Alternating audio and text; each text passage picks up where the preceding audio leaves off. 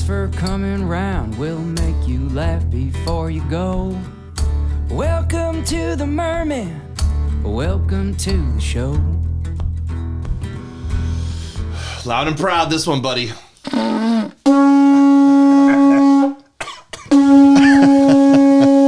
on, Forrest, we gotta do it together. This is important.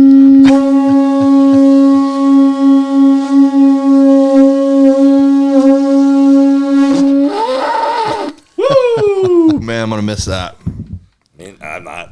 What? I mean, you can take that home. Oh, I'm taking them both home. They're his kids. Yeah, they belong to my children. They say their names. Owen and Carter will have their shells back. They ask me weekly, "What, Papa? When will we have our shells back?" And I have one at my house. Papa, I have the travel shell. that's right. Should we all sign it with a Sharpie? Should we auction it off? Maybe we auction it off. We have more episodes. Well, okay, right away.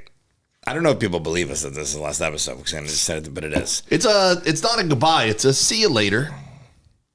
Okay, but right away the contest for my weight. We should address that. Yeah.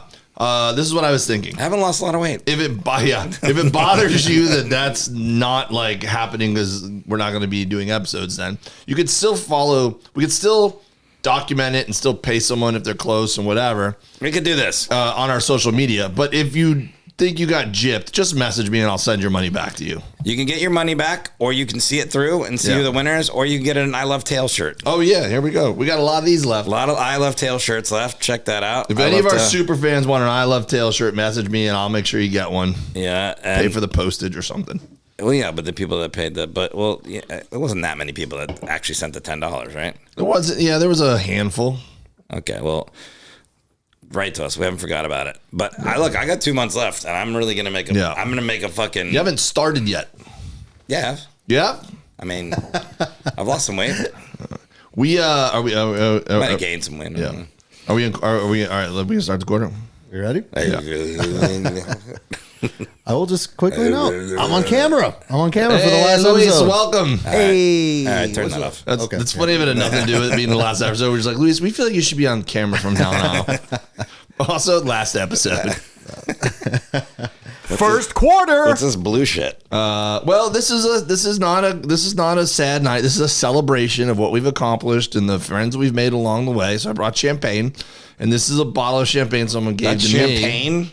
Yeah, it looks really sugary, doesn't it? Oh, Yeah. I haven't even opened and smelled it yet, and I'm already like, no. Looks like Kool-Aid, Blue Frost. I have a this looks like some. I have a 7:30 call time in Pasadena tomorrow to be fat basketball dad knee brace number 1. DoorDash. And I gotta send him a headshot to Netflix as a joke tomorrow. So. so I'm really happy for you.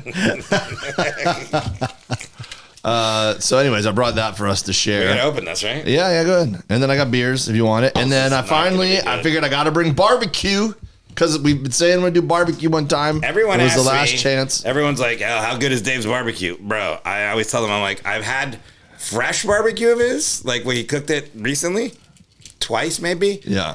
One of those was at the Sunshine Comedy Festival, and I don't even think you cooked that. And then I was the part of other cooking night, last night or 2 nights ago, I was at the South Bay Customs. Yeah, my monthly show in El Segundo. And Please come out. You had a brisket there, and Yeah. fuck, that was good. It was really good, right? They were out of forks, so I had a plastic spoon, and I could eat it with a. Holy shit, this smells terrible. And I could eat it with a plastic spoon. I was cutting the brisket with a plastic spoon. Yeah. And just eating it was so good. I was sitting back there with Tom Rhodes. We were talking about your brisket. It was fun. I did 4 briskets for that event. Is not. First of all, it's not champagne. It looks like mouthwash. It says product of fan. This is like in college before you're 21. You decide to get drunk off NyQuil. It says product of France. Maybe it's actually champagne. Hello. Limited edition. Hello, Governor. Oh wait, that's not French. Yeah. What do you? Wow. Well, I brought barbecue tonight, so There's no way this is good. we could feast. Do you want some, Louise? I'll start working on this. I mean, I'll let you guys try it first to make sure it's not deadly. Here's your but- blue champagne. It's deadly. I'm gonna sleep through this commercial I booked tomorrow. Limited edition. I hope you do a good job on there. You want some blue champagne? Oh, yeah, you got a blue champagne. Where did you get these cups? I bought them for a sketch that I shot the other day, and I was like, you know what? I'm gonna use them for this. Yeah, dude, it's like I just chipped Owen's shell after all those episodes. No, I think it's survived till now. Are we doing a cheers of this Hey, stuff? man. It's been real, buddy. I love you. Yeah, never see you again. See you at your wedding, Luis. Yeah, we'll see you at the wedding. Oh, that's quite nice. It's terrible. Whoa. It matches our jackets. It's not though. champagne. I mean, if this tastes like a slushy at Taco Bell, this tastes like Mountain Blast Baja. This is what I imagine purple drink tastes like. We've got new champagne blasts, Taco Bell. This is champagne for bros. Did we play that thing, the Taco Bell Apple product launch thing? We didn't play it, but yeah. Oh my God, it was so awesome. Did you see that, Dave? Taco Bell did like a Apple style product launch, and it was like tongue in cheek, but it still was real. Yeah, they And were then taking the it really. final thing, it was like what's the crunch one? The round crunch one? The Crunchwrap Supreme. The crunch. Do you see their crunch wrap? I don't He think goes, so, no. He goes, we had a Crunchwrap Supreme. He goes, but look inside, and they do like a fake X-ray, and there's a giant Cheez-It in it. That was like their new product. What's Oh, that? yeah. Pork ribs, baby. Holy shit! Wow, all it took us to do was cancel this podcast. Yeah. Finally brought some meat. Maybe Is this ba- the first quarter? Just is eating stuff? Yep. The thing that I hate most, that I chastise you for? Man, sometimes you got to lean into the things you hate, buddy. What? Who said that? Aristotle? Yeah. We're gonna lean in the. So we're gonna eat on air. That's what we're doing first quarter. Yeah, just little nibbles, little meat treats. Can you give me a beer so I don't have to drink this? Yeah, definitely give you a beer. Did you pay a lot for this? For what? This blue. No, someone gave it to me. This radiator fluid. Someone re-gifted it to me. Are you gonna drink it, Louis? The first sip that I had, it's still traveling down my body because I physically Oh. feel it. By the way, this is up Luis's alley. Have you seen the fucking cocktails he orders at bars? Yeah, good point. I mean, I don't hate it. It's not champagne, but I don't hate it. Yeah, it says it's champagne. It says the product of France. Wait, are you going to get Forrest one of your beers, or should I find one for my place? I can get one of mine. No, Dave's gonna give me one. So we're just eating this with our hands? Well, we got. I mean, you can eat ribs with silverware. No, but where are their napkins? Oh, I got some. I'm a fancy boy. You don't want to get. Are we burning these jackets at the end? No way, dude. I'm gonna wear this non-ironically often. Okay. When have you ever worn it non-ironically? Often, ever. Well, it was a special occasion jacket. Now it's just gonna go into the regular rotation. I hope Here's these a ribs plate. are okay. I kind of fucking. There's a plate for Louise. Yeah. This is where everybody's sad. Well, not everybody, but our fans that are sad listening are just like, are they just eating ribs right Yeah. now? Yeah, that's what we're doing. That's it. We don't give a fuck anymore. This is for us now. Yeah, I guess so. But we should have done this at the end. We have guests. Just so you know, don't tune off yet. We actually have call-in guests. Came out pretty We're good. going man. to read the Strong. rest of the voice. Excuse me. I have the hiccups from this fucking gross champagne. We're gonna do call-in guests. We're gonna finish the voicemails. My bro, good. Fucking great. You can't hear it because you're over here without the headphones. Let Luis get in here and get a rib. Come You're on, not even Luis. letting him get in. This guy's like. Get in there, Luis. People were Some people defended your coffee sip online. Yeah. And then you ripped him an asshole. Yeah, it's called algorithm. It's trying to push the algorithm. I know. We should have done that episodes ago. Well, it didn't work. It still didn't. This is what I'm eating right here. Eat whatever you These want. don't buddy. look like the good ribs. Are you gonna edit this out? No, this is people. We're not talking.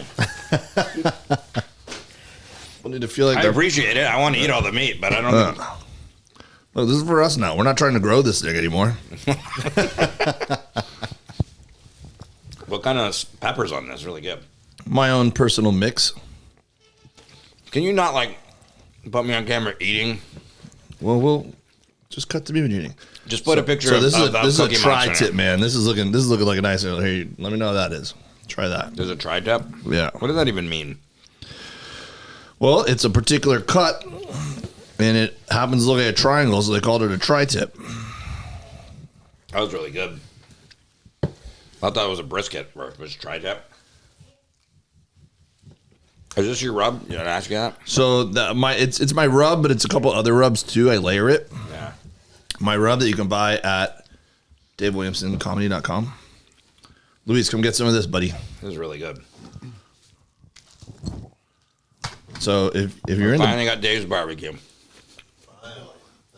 if you're into barbecue, listen to my podcast. Meet Dave. Luis is the producer of that, so at least you won't go starving. I hope he gets another job because I don't think he's going to be able to live just off meat, Dave. How long do you think it takes you to get gout? Well, I'm going. I feel like I got it the other night at your show. Really? I'm going. I can't believe I've never had it.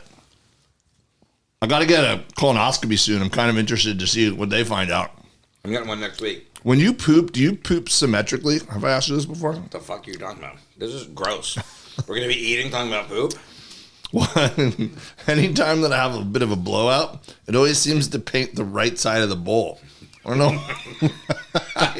I'm trying to enjoy this. I don't know why. I don't know why it aims that direction, but it does. Is that normal? I always figured buttholes were. That's an asshole thing. Yeah. But we're having a poop expert on I don't know about that podcast, so by the way. I'll be tuning in. You know, if you want to send in some questions. I'll be listening with a lot of curiosity. Hey, this is Dave, first time caller. We haven't had him on yet. You can give me questions, ask him. It's going to be sometime in March. Because I hit up a guy for something else, and he goes, "Oh, I don't work for that guy anymore, but I do know a poop expert." I was like, "Yeah, 100%. We're having that kind of podcast." Could I send him a picture of my toilet? No, because that means you have to send me a picture of your toilet. Luis, is your family hungry tonight? They don't got to know. This is all from him. Why did you phrase it like that? Is your family hungry tonight? Like they're looking in the window. What are you guys doing? Bring them. Tell them this is from white people. I already sent some cornbread in for them. From what? Leftover cornbread from Tuesday's show. I said, Louis, give this to your family and tell them it's from the Mermen. Just some cold, 5-day-old. He didn't even make that cornbread. He didn't even make that. No, I didn't, right? All right, well, that was almost just choked. That was one of my favorite quarters we've ever had on this thing. Quarter one was a success. All right, honest opinion, Forrest, barbecue was good? Thing's going to go take a shit? I don't know. He left frame. He just left. All right, well, Forrest enjoyed that so much, he quit early. All he did was one quarter. He didn't say anything. He just left and headed out of the room. All right, he's back. I'm just glad I have the blueberry champagne to chase this down That with. was like the best ribs I've ever had. One of them. I love it. Best ribs you've ever had. They're up there. I'll take it. Second quarter. All right, we've had a lot of discussions lately about different stories involving OnlyFans, and we had Luis's buddy on last episode to give us some insight, and he gave us some insight, but I don't know if a man doing it as a side hustle is the true measure of the full insight you can get of anyone who's on OnlyFans. So by pure happenstance, I was connected with... Should have eaten last.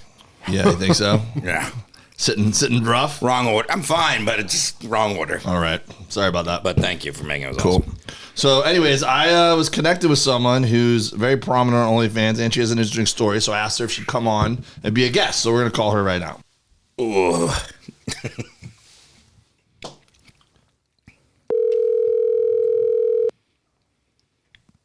Hi, Dave. Hey, Nicole. How you doing? You're on the Mermen podcast with me and my buddy Forrest Shaw. Yes, I'm so excited to be here. Full disclosure, we just spent about 15 minutes crushing a bunch of barbecue that I cooked. So we're a little full. So we apologize if we sound a little sluggish. That's amazing. No, I thought you guys do that. You eat barbecue and talk, and I love it.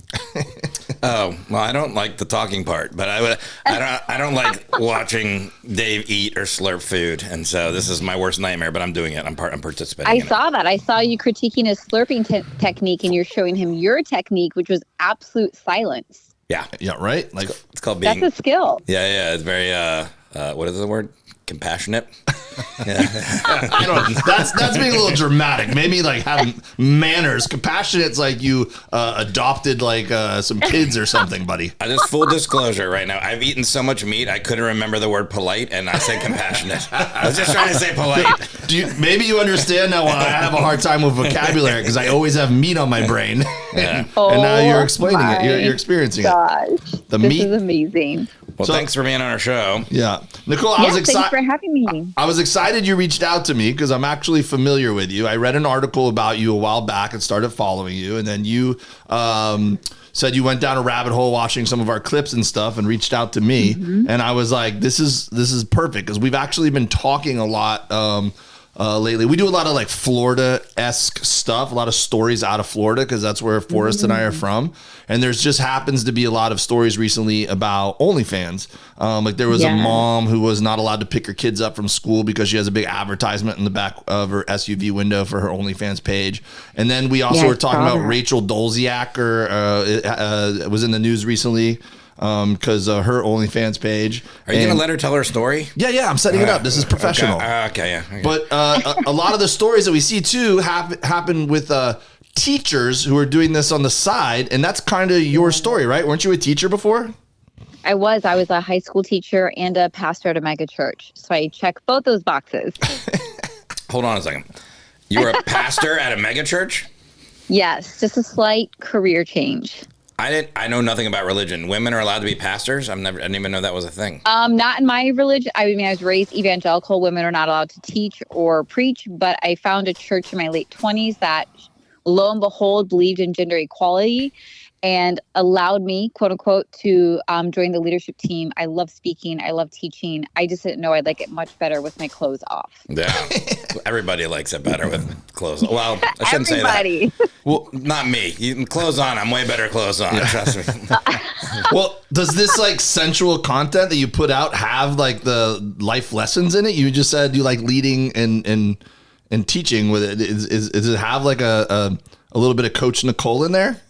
Oh, it totally does. It's a very positive space. It's very erotic, very explicit, but I'm also still goofy, dorky, passionate me. And it's interesting. I can book, or my fans book one-on-one calls with me, and I'd say at least half of them are them asking for life coaching support. And you're not allowed to teach anymore or be a pastor, is that, or are you still doing that? Right. I left the church. I left the state. I moved to California where no one knew me. So I had a chance to just pick the identity I want and have a fresh beginning. And it was so good for me. That's awesome. That's you followed your dream. So I did. So what's your overall viewpoint on faith and religion then at this point? I would say I'm loosely spiritual. There might be something out there. Is it God? Is it love? Is it me in a different form? I don't know. I think after having that big of a drastic change, I am hesitant to hold to any certain belief like tightly. I hold my beliefs very loosely. I've been wrong before. I will probably be wrong again. And I just feel very, very at peace with that. Well, that's interesting that you admit you could be wrong, because Forrest has some pretty strong viewpoints on religion, and he's very steadfast in his beliefs. What are my beliefs? That you don't believe in God. Yeah, but you're a science guy.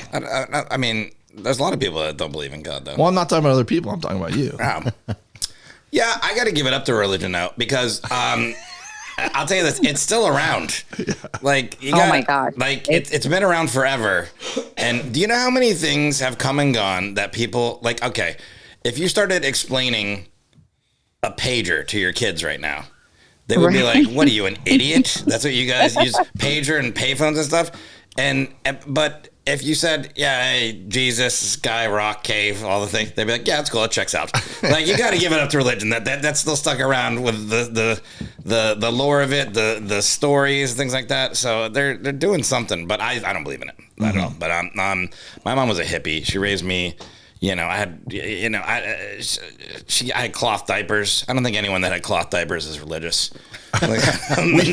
We tried cloth diapers for like 2 weeks just to be like responsible and maybe save some money. And after having to launder them like twice, I'm like, Fuck that, bro. Yeah. I'm going back to landfills. You were one step away from saying God doesn't exist. That's where you're Is at. that the slippery? That's the slippery That slope. is amazing. I cloth diapered all 3 of my kids. I was like a hippie / evangelical Christian. It's such a weird combo. I used to run a zero waste home. So meaning in a month, our family of 4 at the time would produce 1 trash bag a month.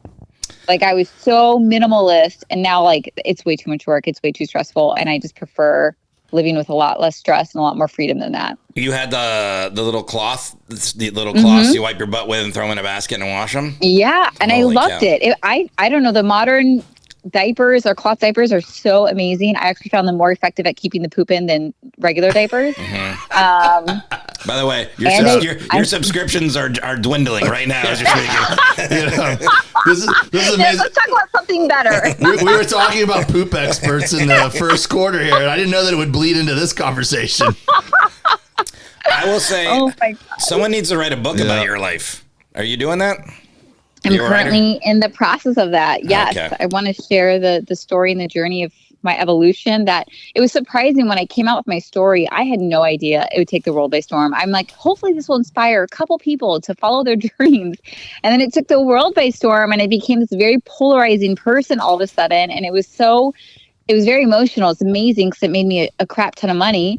But I lost everyone. I lost my family, my husband, my 3 best friends. Like it was a very intense journey to get where I am today. How have your kids experienced it? They were in the front row seat of that roller coaster, and they have turned out amazing. It was pretty rocky there for a couple of years. I had a ton of fear and guilt as a parent. Like, what if I'm screwing them up? Like, what if I'm making the wrong decision? What are they going to think? Now they're very open and supportive, and they see the quality of life I'm able to provide for them. And they remember when we were poor. We were on food stamps for 9 years. So they've seen us go from super poor to having plenty of money, and they're just like, Mom, whatever you're doing, it's working, and don't stop. That's always the way to fix it. At first, they're like, I don't know, Mom. And they're like, do you like this house? Yeah. You like looking at the ocean in Malibu? I don't know where you live, but I'm assuming it's a nice house. Yes. Yeah. I mean, Yeah, I don't want to oversimplify it, but it is kind of funny that like your life coach is like, just make money, you'll be fine. But that's not your message. Your message is do what fulfills you. Is what it sounds like to me, right? It's both and. It's like be your truest self and also make a crap ton of money. And because I find that the people with the biggest hearts struggle the most in becoming wealthy. And it's actually because you have such a big heart, you should be the one getting wealthy. So I love helping people learn how to monetize and scale their passion and their businesses and their income, because it is such a game changer in your quality of life. It's such a big shift that you took from one extreme to the other. Was there one catalyst that kind of did it, or was it just a collection of things where you realized that you weren't living the life you wanted to live? There was one significant catalyst. It was in 2016 when I realized for the first time that I was queer and not straight. And I was married to a man. Yes, a big one. I was married to a man at the time, and we had 3 children together, absolutely convinced I was straight. And when I had this realization that I'm actually very, very queer, it was just very, very shoved down. And when I realized that, I was like, if I don't even know my own sexuality and I'm a grown-ass woman, what else do I think I'm totally right on that I'm totally wrong about? And so that began the journey of like unpacking all my beliefs. I was starting to get really disillusioned by the church anyway, left the church, and I'm like, who am I apart from all the dogma, all the indoctrination, all the shoulds, oughts, and supposed tos? Who is Nicole really? And I jokingly like to say, I'm actually just a slut. Like I love being naked, and I love sex, and I love pleasure, and I'm an exhibitionist, I'm a performer. But that all had to be buried deep, deep, deep inside of me because it was obviously not allowed in the upbringing I had. I'm a slut too. Ooh, tell me more. Well, I don't mind being naked. I said I would do an OnlyFans if I could make money off it, but I don't think there's a business for me in there. I don't think. We talked to a man that was on OnlyFans the other day, and he said it. And they said it was mostly gay men that were subscribers to him, which I'm for, and I think that gay men like me in general. But I don't know. I need to lose a little bit of weight. I think I'm past the bear status. No, I think a lot of guys like that, dude. They like a little husky man. Yeah, you gotta milk those men. Okay. Give them what they want. Yeah. Well, I'm leaning that way. Trust me. It's like Forrest is on this train of whatever it takes to make money. I think comedy's run its course. I don't have anybody to disappoint, first of all, in this life, Oh, or to judge my me. God. I'm not married. I I don't love have that. kids. I barely have any family left. I have like an aunt I talk to and my dad. That's it. It's pretty much me. Wow. I'm his family. Yeah, and I just started smoking my dad again like 5 years ago. So there, and I really can do whatever I want. My dog, I guess I have to run it by him, make sure he's okay. Yeah. Sometimes when I'm, Blessing. Arnie's a little judgmental. he is. Sometimes when I'm naked, he does a little, takes a look at my dick, and he's just kind of. I don't know. All right. Well, It's something he's doing. I don't know. Maybe it's something that, I don't know. Maybe it's interesting to him. I'm not kidding around about this. He does look at my dick. My dog. So Nicole, You should, yeah. oh, I'm sorry. I didn't mean to cut you off. Just give me Sorry. advice to make money, Dave. Yeah, Shut yeah. up. Sorry. Well, I was going to Advice. ask her. I was going to say, let's get into money. Like, let's. I'm like, you should be a sugar baby. What's a sugar baby? That sounds. I Okay. like. Yeah. You got to find some sugar daddies or sugar mommies that would love to take. Like, so I get paid to go to dinner dates and lunch dates, and for me, it's very fun and very fulfilling. I'm a very entertaining date, and it's a great way to make some very fast, very easy cash. I'm down to do this. I can hold a conversation. I'm very entertaining. I'm funny. I'll be a little grumpy too, but in a charming way. And Yes. I don't know how to get started on this with Oh, Craigslist. I love this. Okay, there's so many options. This is why I love money. There's literally unlimited ways to make money. You want to make money being a grumpy, cute date? You Yeah. want to make money taking off your clothes and Grumpy, filming your cute. dog looking at your dick? Sure. Like, there's so many things you can do. So you have plenty of options here. Okay. Well, I need some guidance. That's all I'm saying. I don't know where. I don't know what platform to start on. What do I do? So this is my big thing. Google has all the answers. So I would Google, sugar mommy sites. mommies, And yeah. I did that a few months ago because when I started attracting sugar, well, it's probably about a year ago, I started attracting sugar daddies. That was a brand new world to me. So I started Googling sugar daddies, and I've had a ton of men ask me to be their sugar mama, which I'm personally not interested in. But I Googled because men are like, are there any sites for us? And there were several sugar mommy sites for men to find women, typically older, who have money, who are happy to pay for a charming, grumpy man to be their date. Why have I not been doing this? Charming, I know. grumpy man. I've just been wasting Get on time. there. I can't believe someone would pay for your company. I have to go to Des Moines, Iowa in 3 weeks. I don't want to do that. I gotta do shows there. Go find those old women there. Get it. All right. Thank you. You've inspired me. You are inspiring. She is I can a- see the pastor. Man, I did not want to go along with this, and I'm ready to run through a brick wall. Yeah. I love it. That is way outside. I'm really fascinated by your guys' friendship because Dave, you said you're a Christian, I am. and Forrest, you're an atheist. Yeah, or agnostic. I don't know. What, like probably closer to atheist. Forrest is just indifferent about a lot of things in his life. Like if Jesus came down back, I'd be like, all right, cool. Ah, that makes sense. yeah, Yeah, he's my not. bad. I've seen him with my two eyes. I'd be like, my bad. Sorry about I love it. Yeah, Sorry about all those times you saw me jerking off. yeah. Yeah. I mean, he gave you the dick in the hand, so I don't think he has much room to complain. Yeah. I think it was his dad. I gave it to him. I think that's in the Book of Acts, right? Oh, so great. So just diving into the money as much as you're comfortable here. Yeah. When you first made that shift, and that was OnlyFans the first move in that regard, or were there other things that were like gateways into OnlyFans? Because OnlyFans is a fairly recent phenomenon, right? Yeah, when I first started, I left the church, I left everything, and I started going to more and more queer spaces, felt like was finding myself more, and I've always wanted to be sexy, but I was taught that was such a terrible thing to be. And so I started slowly dressing just a little bit more sexy, which today is extremely modest, but for me, it was a little edgy.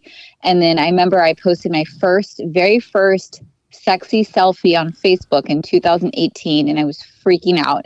And it's hilarious because if you go back now, I'm wearing all black. I'm wearing a turtleneck and black leggings. It was just a tight, all black outfit, and I was freaking out about posting it because it showed my curves. And that was were you still married at that point? I was. Was your husband like, "What are you doing?" he was so supportive. Okay. I think he'd always seen like my fire and my ability and like the magic inside me. And he's like, just keep going. Like there's something here for you. And then eventually I was like, I want to get back into modeling. I had modeled back in my 20s. I'm like, I know I'm like older and I'm a mom and I'm too short and I'm not skinny enough, but like, why not try? And so I did like a photo shoot and I just happened to do a nude photo shoot. And it blew up. Like all these photographers found about my work and I like fell in love with the world of modeling. And I'm like, well, if I have all these photos, I have nowhere to share them. And I'd heard about OnlyFans. I'd been watching it for about a year, watching all these women hop on, and I was so scared. But now that I had all these naked photos, I'm like, well, I might as well create it and see if I can make any money. And my husband was very supportive. He's like, get it. And he's the one who's buying my lingerie. He was my photographer. We'd be at the beach. He'd like, take off your top. I'll get photos of you. And it was so magical to like finally express myself and not be in shame and try something new and have my husband's support. And it was a beautiful thing.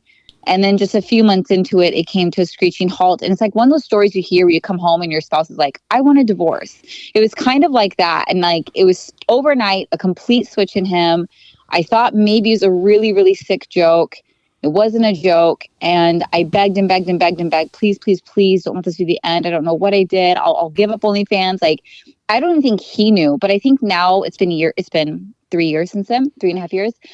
I think he was trying to be so supportive because he really cared for me, but I think deep down he had an issue with it and he just kept shoving it down himself until one day it just boiled over. And it was so big at that point. It was all or nothing. He was like, you will quit everything. You'll quit modeling. You will quit acting. You will quit OnlyFans. You will quit Instagram. You will listen to me about what you're allowed to wear. I will tell you what you can post online. It was like ridiculous. And that's when I knew there was no future for us. And then did that coincide timing wise with you discovering you were gay? No, this was 3 years later. And I'm not gay, I'm queer. So for me, I love men. I love women. I really love trans people. Okay, like, so I you were love still all happy genders. being with him while he was being supportive. Yes. Okay, I got you. Yeah. I just followed you on Instagram. I didn't even know what you looked like until right then. Hats off. Wait, you were a stripper too?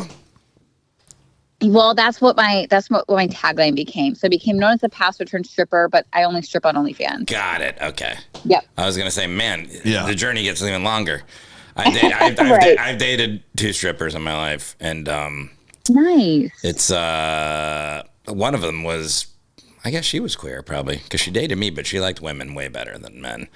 And she made that very clear. But I'm telling you, I'm charming. That's how charming I am. Look, I've always said Forrest, since the day I met him, he's like a husky dude and he's a little bit of a curmudgeon, but man, women love him. You always end up with these charming, amazing, beautiful girlfriends. Yeah. I mean, I've had 20 minutes on the phone and I can tell you're charming. Like there's something cute about a grumpy man, but who's not really grumpy. Like you're nice and you're funny and you're goofy and like, yeah, there's something magical about that. All right. Try doing 75 episodes of a podcast with him. Except for you, Dave. Way to hang in there. But it's because my mom raised me by herself. That's what I attribute it to. Yeah. It's just. Well, you respect women big time. I am heterosexual, but I think I unconsciously, like subconsciously, Jesus, I'm falling into you. I'm telling you, it's the meat, bro. The meat goes to your brain, and then you have a hard time speaking. Not even sub. I look at women different than all my friends that are men are, and not in like in that way. So I guess that's part of it. Anyways, super interesting. This is what I can't wait to end this podcast and go to the Sugar Mama. I'm like, I got nothing to do this weekend. Yeah, this is what I'm doing. A whole new world. Yeah. Well, you can use Nicole as a new friend and a resource. I'm sure she'll help you. She's my reference. Yeah. Be like, hey, talk to Nicole. You know, when I was like 22 years old, I was at a Miami Heat game sitting up in that Bacardi suite. And this guy approached me. He was hanging out with me and my buddies. And we're like, who's this fucking weird dude? He's buying drinks and he's being kind of braggadocious. He was an older guy.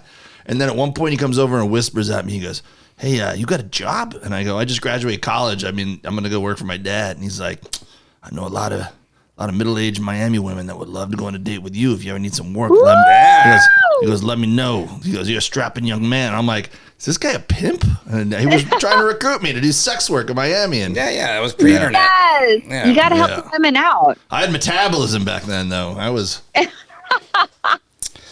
Yeah, there's an older woman I have my eye on, but no, I'm gonna go to these websites. I have shows on Saturday night, but I'm telling you, all day Sunday. You'll see my Instagram's gonna be way different on Monday. When you wake up. All right. Well, Nicole, we'll invite you out to a show. What time? What part of California do you live in? I'm in Orange County. Oh, all right. You're not far from us. All right. We do shows. Oh yeah, you got to come to a show. Sometime. Yeah, we do shows down at like the Irvine Improv and stuff. So we'll invite you out. We'll hang No out. way. Yeah. Yes, that'd be awesome. I'd love that.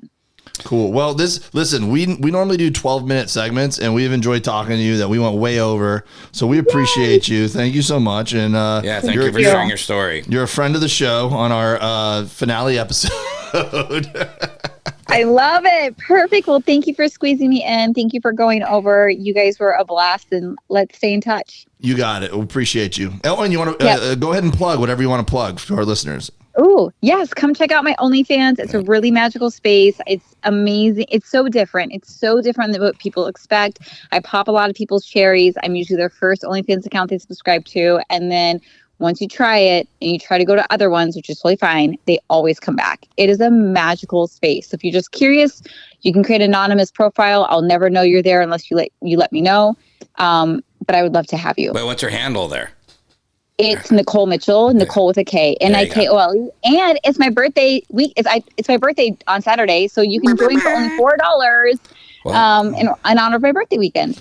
All right. Well, we're gonna drink some blue champagne in your honor. Happy birthday! Oh God, Thank you. And we appreciate you, Nicole. Happy birthday. Have a great night. Thank you so much. See you, my Bye. friend. What? All right. How was that? Sugar mama. It was a good guest, right? Yep. She likes me. You got some. Good thing she was just on the phone. You got some ribs on your bottom row of teeth there. Yeah. Yeah, Yeah. that's good. That was a good second quarter, right, Luis? Yeah, good Still stuff. have it? That was awesome, man. Are we moving on to the third? I think so. Yeah, I think we went over. Yeah, so I think we need to. Yeah. Third quarter. All right, I have another guest, Forrest. Do I still have ribs? No, you got it. You got it. You got it. Gross. I still was talking that whole time. I'm gonna be on camera with fucking rib teeth. I just noticed it now. I would have told you earlier. Yeah. Hopefully I'm like, Yeah, I would have told you earlier. man, I blew it now. Oh boy. Nicole's gonna see my rib teeth. Well, Luis will put in extra effort on this episode editing out your rib teeth. So Pixelate them. gotcha. There you go. What? We're calling somebody else? Yep, I got another guest. I just decided to finally, after all this time, put in a lot of effort into production. Yeah, and it seems like I it. cooked food. I prepared. Last fucking episode. I wore a specific episode. I did some booking. Comedy Records gonna be pissed. By By the way, we haven't thanked Comedy Records yet. Thank you, Comedy Records. I know, but we've done the top of the show. Yeah, we me. should. Yeah. I mean, without them, we couldn't have done any of the. Maybe 2 episods. Yeah. But without them, we couldn't have done any of this. They supported us the whole way. They believed in us, and we let them down. Yeah. also, just for the record, and by complete coincidence, I just got our merch store set up. Yeah. So if you would like some nostalgic Mermen gear, go to davewilliamsoncomedy.com to my merch store, and you can get t-shirts and Wait, you're gonna sell Mermen merch and just? I mean, it's not already cut me set up. in? It's already set up. So You're not gonna cut me in on this? no, you can. Yeah, I'll split it with you. Sounds like you. How am I gonna know what you sell? I mean, I think we have that trust built by now, right? I guess so. Well, tell the audio listeners what they can get there. I think there's a pint glass, a coffee mug, Is it all a Mermen t-shirt. stuff? Yeah, it's all Mermen stuff. So go there and support us for the free episodes we gave you. And I think I said this weren't last smart enough to podcast. set up earlier. I think I said this last podcast. This is like when you're gonna put your animal down. And you just start carrying. And Yeah. No. And you bring them to the vet, and they start to perk up because they're at the vet. Like, hey, I'm cool. And I'm like, you got a tumor, bro. I'll tell you right now, Yeah. if we sell 100 t-shirts next week, we're gonna do episode 76. Like we're back, baby. We're gonna do it based on merch sales. Yeah, because then we gotta send it all to Comedy Records and be like, so sorry. Yeah, that's probably what we should do if you get merch sales. Yeah, Send it back just to send it Comedy Records. Sorry, we didn't do this earlier. But we do appreciate them very all right. much. Support Comedy Records, guys. Go to Comedy Records to support comics on there. I'm on there. All right. Dave's not. That's why he's not in Netflix. As a I'm joke. not, no. They help me get in there, and I'm they're not. really good at it. I have no representation. I do everything myself. I bootstrap it. I see who you're calling, and I don't know who that is. All right. Well, are you ready? Yeah. It says like surprise caller. You said. Is that a fake name you put on there? No, it's not a surprise. It's just someone who I thought would be a good It guest. looks like a woman, but there's a man's name there. No, that's not true. Is this one of our callers? Yo, Dr. Matt Jones, welcome to the Mermen podcast with Dave Williamson and Forrest Shaw. Sorry we're a little late calling you. I appreciate your patience. all good. What's up, Mermen?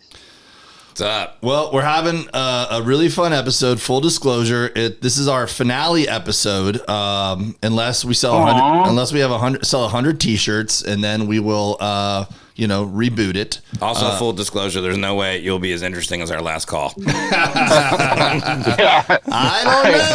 don't know. You don't know. You never know. You never know. You don't know who do- Dr. Matt Jones is yet, Forrest. Do you want to know who our last call was? It was a woman. It was a woman that used to be a teacher and a pastor, and then became an OnlyFans. Nice. Yeah, Nice. that's crazy. Yep. Well, so Climbing the corporate ladder. full disclosure, we've since this is a celebration episode, we've had a few of adult beverages. And, There you go. And we ate meat. We spent the whole first quarter of our podcast eating meat.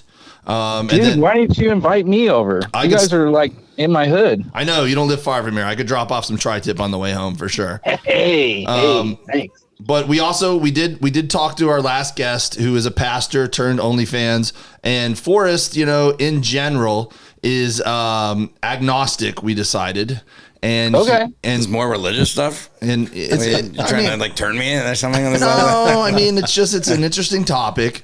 And so we did touch a lot on the religion. So I thought it would be good to bring the pastor of my church, someone I look up to, someone who's got a lot of degrees in the subject. This is Dr. Matt Jones. Matt, meet my buddy Forrest.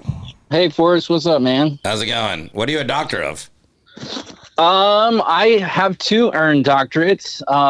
So I have a PhD in theology, and then I have a DM, a Doctor of Ministry in Philosophy and Culture. Where do you get those at? The PhD in the United Kingdom in Middlesex University in London, and then my first doctorate before that one at Biola University in Los Angeles. Cool. Forrest is a science guy. He was a marine biologist, and that's a lot of what he brings to his viewpoint on faith. It's just that he looks at the world in a very scientific way. Sweet. I also wasn't. My mom wasn't religious, so it's just how you're brought up too. So yeah. She was a hippie. She was a hippie. There's Awesome. hippies that are religious, but my mom was just kind of like, do your own thing. And then I went to, I had an aunt that my grandmother's sister, who that was the only person I ever went to church with when I was younger, but it was very rare. And then I went to like a church camp with my friend where that was not good. They tried to indoctrinate you there, and all the kids. There's a lot of propaganda. There's a lot of kids crying in their bunks at the end, and I was like, I don't know what's going on. Sounds here. like fun. So I just wrote the lyrics down to a Led Zeppelin song and handed it to a girl and told her it was a poem I wrote, and then we started dating. Nice. That's how I had handled that. Smooth move. Well, I think a lot of people have a issue with faith and with religion because of that kind of thing, where there's there's so many bad representatives out there of religion. Yeah, sure. I mean, I'll say a big part of my journey was, one, my wife. When I met her in college, she was raised religious, and she kind of didn't enjoy her experience of how she was had religion shoved down her throat growing up. So she had totally moved away from it. Was had an internal battle about it.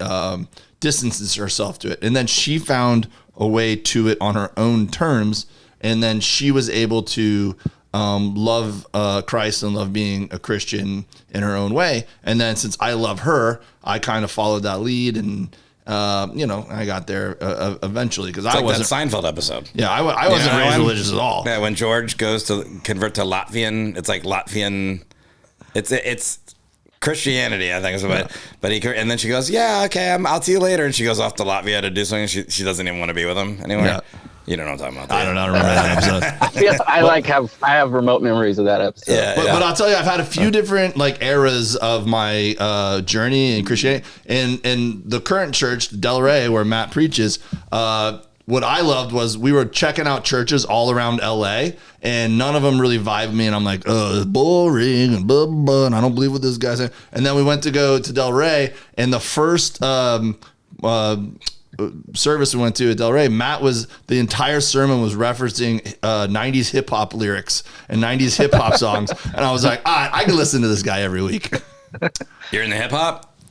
Yeah, entrenched in hip hop. Yes. Nice. Dave only knows 90s, so that's why he liked that. We've quizzed him on some modern musical acts here that he never knows. I saw a recent episode where he was stumbling over who Killer Mike was. That was pretty funny. Well, so were a lot of people when he won this Grammy, which was crazy because that one guy, I forget his name now, but he's a famous podcaster, YouTuber, was like, who's Killer Mike? Who's Killer Mike? And I'm like, he's been around. Yeah, it was a thing that went down. And Killer Mike is so cool that he retorted to him like, hey, I don't know who you are either, but we're all in this. He was like so nice about the way he went back about it because he's such a thoughtful, smart guy, Killer Mike. A friend of mine is a producer of his he has his talk show on PBS. He has a talk show on PBS, Killer Mike. That's all you need to. But yeah. Yeah, before my pastor days, I was I actually had a record deal and was like involved in the Los Angeles underground hip hop scene. So nice. I have a weird story that involves some of what you guys touched on. Like I was raised in a hypocritical, dark, just horrible kind of Christian upbringing in churches that I hated and lots of hypocrisy and kind of wanted nothing to do with it. And, meanwhile, I was in a science magnet, highly interested in hard sciences and history. And you go to church and you ask questions like, why should I believe this stuff? And it's like, well, because it's in the Bible, and you're like, well, why should I believe the Bible? Well, because it says so, and so that kind of circular reasoning mixed with hypocrisy and anti-intellectualism sort of led me actually into music and drugs and crazy stuff. And long story short, I met some Christian intellectuals who were scientists and philosophers and historians, and they had answers to questions. So I switched majors in college and wanted to dig more into history and interdisciplinary stuff with science and faith. To kind of dispel the false dichotomy between science and spirituality.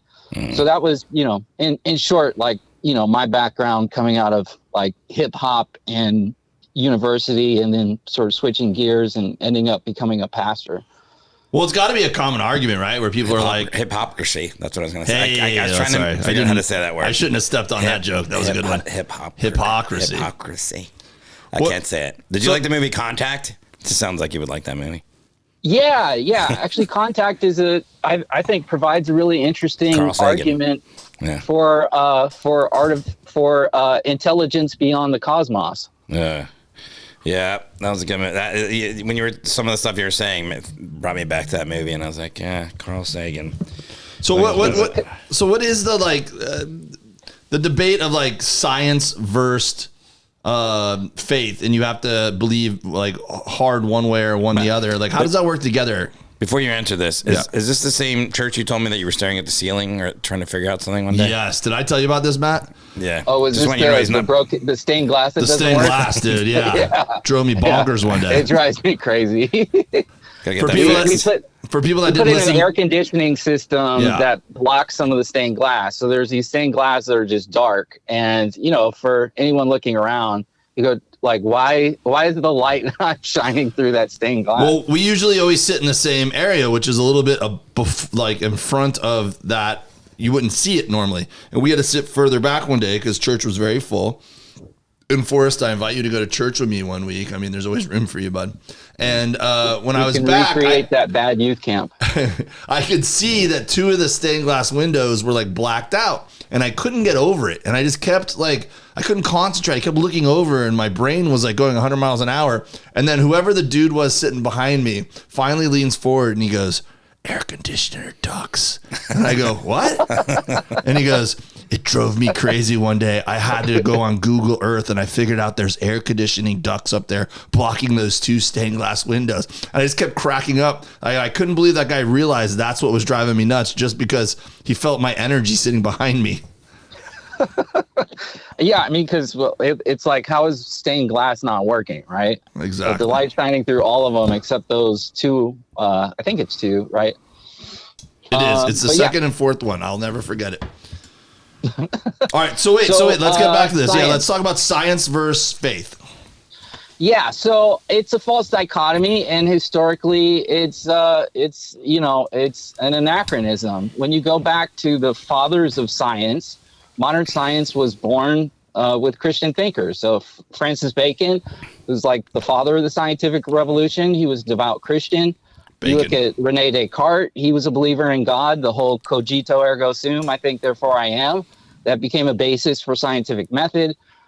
If you move from Bacon to Descartes, you move Copernicus, go back even further, before the scientific revolution. I mean, he's doing work on cosmology. He's questioning geocentrism and Aristotle and Aquinas. I mean, like he's a Christian guy. The Renaissance through the scientific revolution, Copernicus, Galileo, these guys are all Christians. Johann Kepler, the German scientist who trailblazed modern astronomy, and the scientific revolution, like he's a Christian. Isaac Newton, he's a Christian. So you go down the line, it's like the guys who trailblazed the scientific method, who are fathers of various disciplines. The guy who founded the concept of the digital programmable computer, Charles Babbage, was a Christian. So, I could go on and on with that guy was a Christian. That guy was a Christian. It's sort of like big fat Greek wedding. Well, the Greeks did it, right? So somewhere in the 1800s, if you're following the history of it, and particularly into the 20th century, where we have like the Scopes trial, which was sort of a key point in this shift between faith is somehow the antithesis of reason or science. And it's everywhere in our culture, right? There's a scene on the characters on Nacho Libre, where the one guy, he believes in science and, the main character, represents religion or whatever. And there's that tension. But historically, that just wasn't the case. Our universities, Oxford University, Cambridge. I'll tell you this, though. I think Dave thinks that is like where I stand, though, is like science versus religion. So my boss, for all the years I was a biologist when I worked for the county, was a very religious man. Yeah. He went to church. There was a guy that was, there was another very religious guy there that he went on what is that when you go to other countries? You try to... Mission trips. Missionary. And he went to Papua New Guinea for that. And I didn't vibe with him. My boss was cool shit. I still talk to him. And he would go to church every week and he was religious. And I don't think that one has to exist in a vacuum without the other one. I don't believe that. So that's never been an argument of mine. However, the one guy that was a missionary for me, this was a problem. He did not believe in evolution, and he was a biologist. I don't know how he passed his tests, but he just said that he told me that it was the bones are put there to test your faith or something like that. And I don't know that I don't know about that, but but I think Dave thinks that that's what I think, and it's like science versus religion. I don't think that at all, and I'm not like. This is when I don't like religion, when it makes people into dickheads. And I know that there's a large majority of people that practice whatever religion they're in, and that's not how they do that. And I know that they're not a part of that. I go to 12-step meetings for gambling, and they ask you to they'll ask you to use a higher power in there. Totally. Doesn't have to be religious at all, because that's not what I ever did. But a lot of people that I in those meetings with are very religious people, and so I don't have it's not. Do you believe in a higher power? No, you know what I did? I'm like I'm just really pragmatic, and not in a way that I'm like, but religion can't exist. It's just not been a thing that I've ever been you know what I'm saying? Like I've never been like, I'm gonna explore this side of me now. Maybe if I did that I would, but and it's not like I don't want to dismiss it and say I don't have time for this shit, but it's more just like it's not on my to-do list is what I'm saying. And I'm not, but there is a world where if maybe I explored it, I would be somewhere where you're at. Do I have to call you Dr. Jones? Dr. Jones is fucking awesome. I want to call you Dr. Jones now. I love Raiders of the Lost Ark. Dr. Jones. Yeah. I'm afraid of snakes too, so that's my guy. I appreciate what you're saying, and I don't disagree with a lot of stuff you're saying either. But I don't know. Dave is like on some. This is the most effort Dave has put into this podcast in 75 episodes. He's cooked and barbecued. He's booked all the guests. He's flexing while you're talking and eating meat at the same time. And have you had Dave's barbecue, by the way? Oh yeah. That's a religious I sprinkle his seasoning on everything. I often send Dave pictures like, dude, I just put it on guguacamole, game changer. Speaking of a religious experience, game changer. Yeah, this stuff is magic. I have no doubt that if I came to your church, I would probably. I've been to. Oh God, I don't even know the religious terms. That's how bad I was going to say ceremonies, but I've been to like those are cults for us. Funerals and weddings aside, I've been to church before, and there's been times when I've left there and been like, oh, that was like I like that. I like that sermon. That was cool, or I like that message stuff. So I get it. I want to ask you this though, just as a side note. I'm not trying to say something. Do you ever bomb, or do you ever? Because I know it's like different for comedy. Comedy, there's laughter and stuff. But do you ever like go home and you're like, phew, that was a stinker today? Yeah, totally. We call it like in our world, it's sort of the Monday blues, where you're like, dude, I bombed yesterday.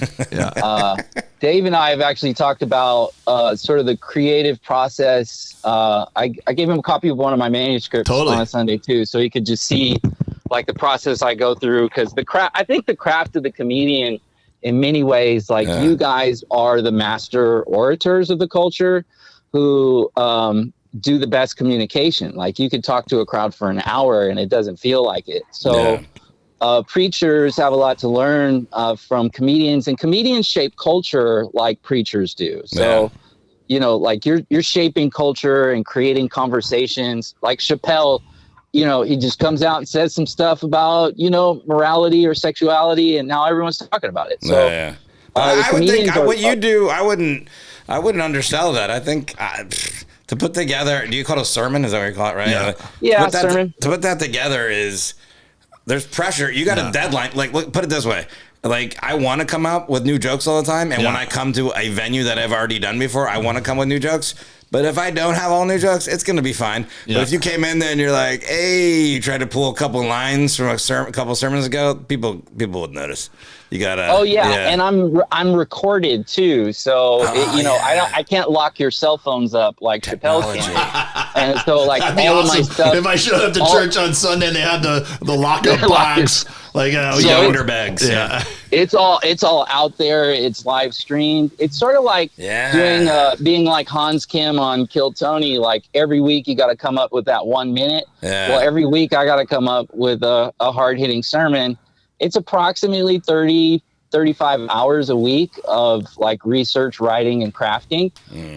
So it's a daunting task, and Sunday just keeps coming. So Outkast has a lot of albums, just so you know. There's a lot of lines you can pull from there. I'd forgotten about that. Like Andre ran out of things to talk about, so he's blowing a flute now, for Pete's sake. That's cool. Which, that's one thing people will ask. They're like, where do you come up with all your sermon ideas from? And because I'm a Bible guy, the Bible is a pretty big, significant book. So I just take sections of the Bible and teach it, and then sprinkle some cultural, relevant stuff on top of it. Like the good book says, I'm cooler than a polar bear's toenail. Oh, hell. There you go again. Talking that shit. Dave's quoting hip hop. Look at him. I'm on a swerve.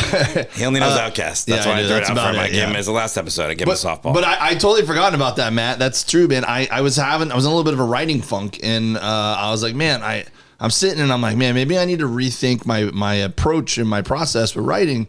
And I was sitting there and I go, man, Matt writes a new hour every week. So I called him and I go, hey man, can I ask you about your writing process? And so we talked back and forth about it. And then that week at church, he brought me, because I asked him, I go, do you have bullet points? Do you write everything out? Because I've done different things throughout my career. At the beginning of my career, I wrote every single line out. And then as time went on, it just I kind of wrote on stage and I wrote in my head and I just had like bullet points. So he goes, no, I write every word out every week. And so he gave it to me and I followed along. So I got to see how true to the word he was and like where he variated and where he where it was like word for word. But there's a lot of places where you were reading word for word, but your performance was so good.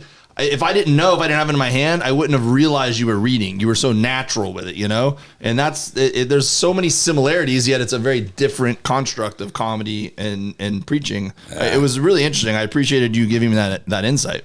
It's like Bill Montgomery. He holds his jokes in his hand, right? And he pulls it off. I have the pulpit there, so it kind of hides my notes. And as long as I know my material well, I can read and make eye contact, and and I know my stuff well enough to know where I am in my notes, so I don't get lost.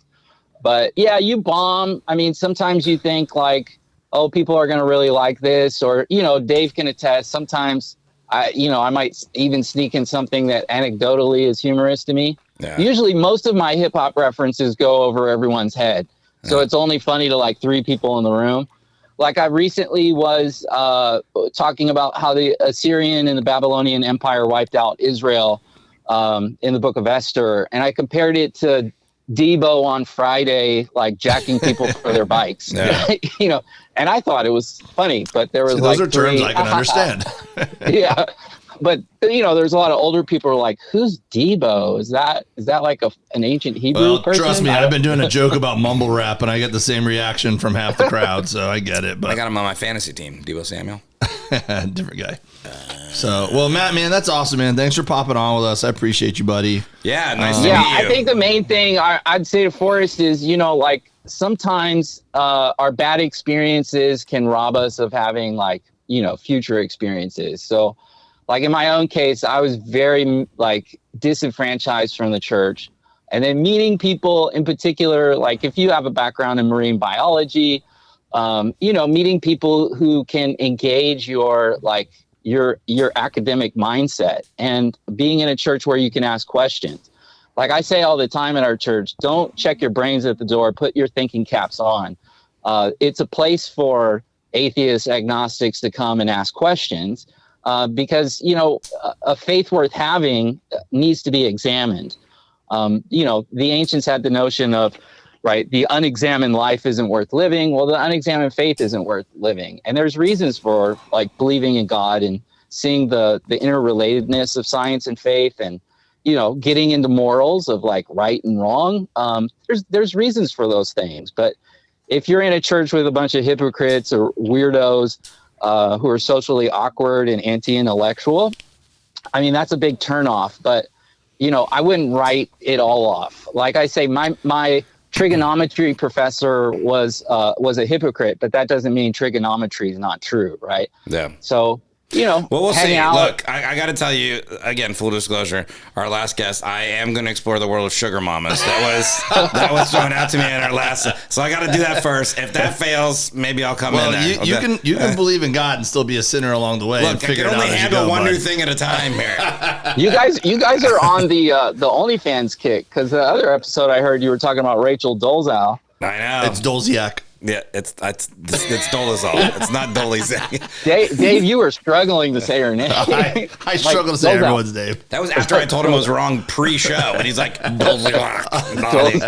Dolziak. Yeah. But I mean, even that, look at Rachel Dolezal, for example. When she said she was, an African American woman, that lie served to benefit her. It served to give her a position in the NAACP. She was able to monetize it, right? People lie in order to gain something. And in terms of the claims of faith, in particular Jesus, the dudes who wrote about Jesus's life, they didn't get doled. They didn't get positions at the NAACP. They didn't get record deals. They didn't get merch. Yeah. They all died for it. They gave their lives for it. So psychologically, people die in order to gain something. And the early witness of these communities, they died for 300 years until the Edict of Milan. So it's worth thinking about, if people would die for hundreds of years for the claims of Jesus, maybe I could spend a couple of weeks exploring it. Maybe there's something to it, That's the beauty of agnosticism. All I can promise you is the door open. All I can promise you is after the sugar mama thing, I'll give it some thought. Priorities, I think. One new thing at a time. There I can tell you this from 12-step meetings. You're not supposed to take on too many new things at once. All right, well, just give it a go at some point, buddy, because I just want to be able to party in heaven with you, pal. All right. Word up. I'm just trying to save your soul on this last episode. Dave's been eating meat this entire time you've been talking. By the way. The entire time. Matt appreciates it. No one loves bacon more than Matt. He talks about that. Dude. You said Sir Francis Bacon. He just goes bacon. I don't know if you heard that. Bacon. Awesome, man. Bacon. Hey, Matt, I know your time's valuable, buddy. I appreciate you. I love you. Thank you so much, man. Great meeting Hey, you. are you for real going to drive by some meat by my house, though? If there's any left, He's literally eating the meat he promised you. I'll all text. gone. I'll text you when I Save leave here, that and I'll track see if check. you're still up. Yeah. All right, word up. Hey, nice to meet you, Forrest. You too. Take care. Hope See you, to meet pal. you again. All All right, right. later. Dave trying to convert me on this last episode. I'm just trying to save your soul, bro. It's my last. I like how chance. you eased in with the OnlyFans pastor, and then you're like, and now we got a legit guy. This is the best episode we've ever done, dude. Honestly, this is so interesting. The whole freaking episode. I gotta pee. Too bad it's the last one. What? Louise. We should have been this fast and loose the whole time, man. We What do you mean cared too fast? much. I've been fast and loose the entire time. You want to split this? I with am me? not acting different in this episode that I have that. Man, I just think preparations made a big difference. You think? You better block this from Comedy Records, Yeah. like seeing this episode. Yeah. You want half of this? Well, if somebody sends us in, like, 10 grand, we can do I another mean, look, year. man, Yeah. look, it's. That's not a year, by the way. I think that happened on Tosh.0. He was like, The- okay. I heard that story. Season 1 of Tosh.0, he was doing everything Comedy Central wanted him to do, and then he found out they were going to cancel him anyways, so he just did the episode he wanted to do, and the ratings skyrocketed. I don't know if that's true. I've heard that, man. You want some of this? I mean, our old boss was the showrunner for that show, so I'm going to ask him. All right. Fourth quarter. Let's call our old boss, Scott Zabilski. No, we're not going to talk to him right. What are you doing? I'm giving you some beer. Wait, you're pouring beer from a can to a can? Yeah, and we don't have the glass. And you've just already sipped out of that can. I didn't. I just opened it. Okay. Still weird. I don't need this beer, but thank you. Man, we're Dave's got a celebrating. We're having commercial fun. he's shooting tomorrow morning. Yeah, I got to be is across shooting. town 7:30.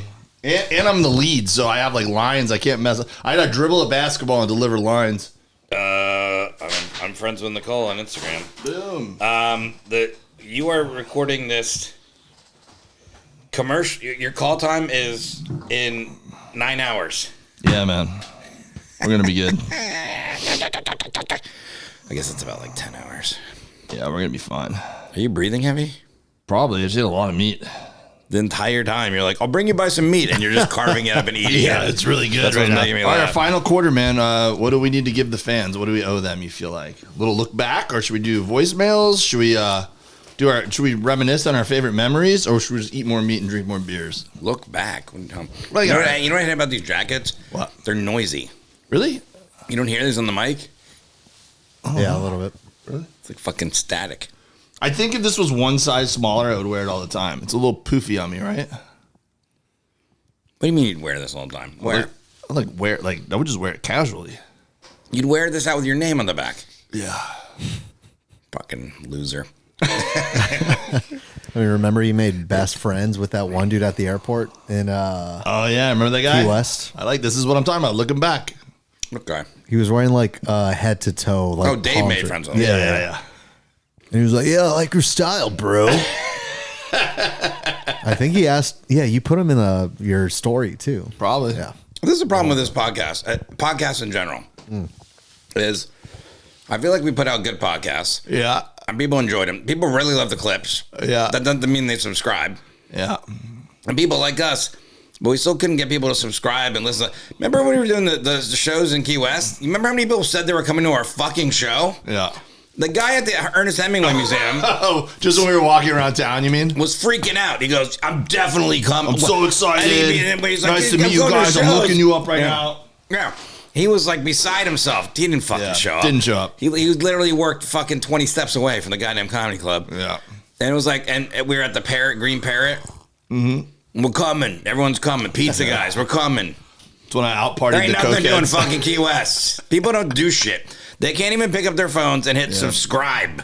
Like, even if it's like comics would come up to me. Hey, it looks like you guys have a good podcast. Do you subscribe to it? No. Well, just fucking do it.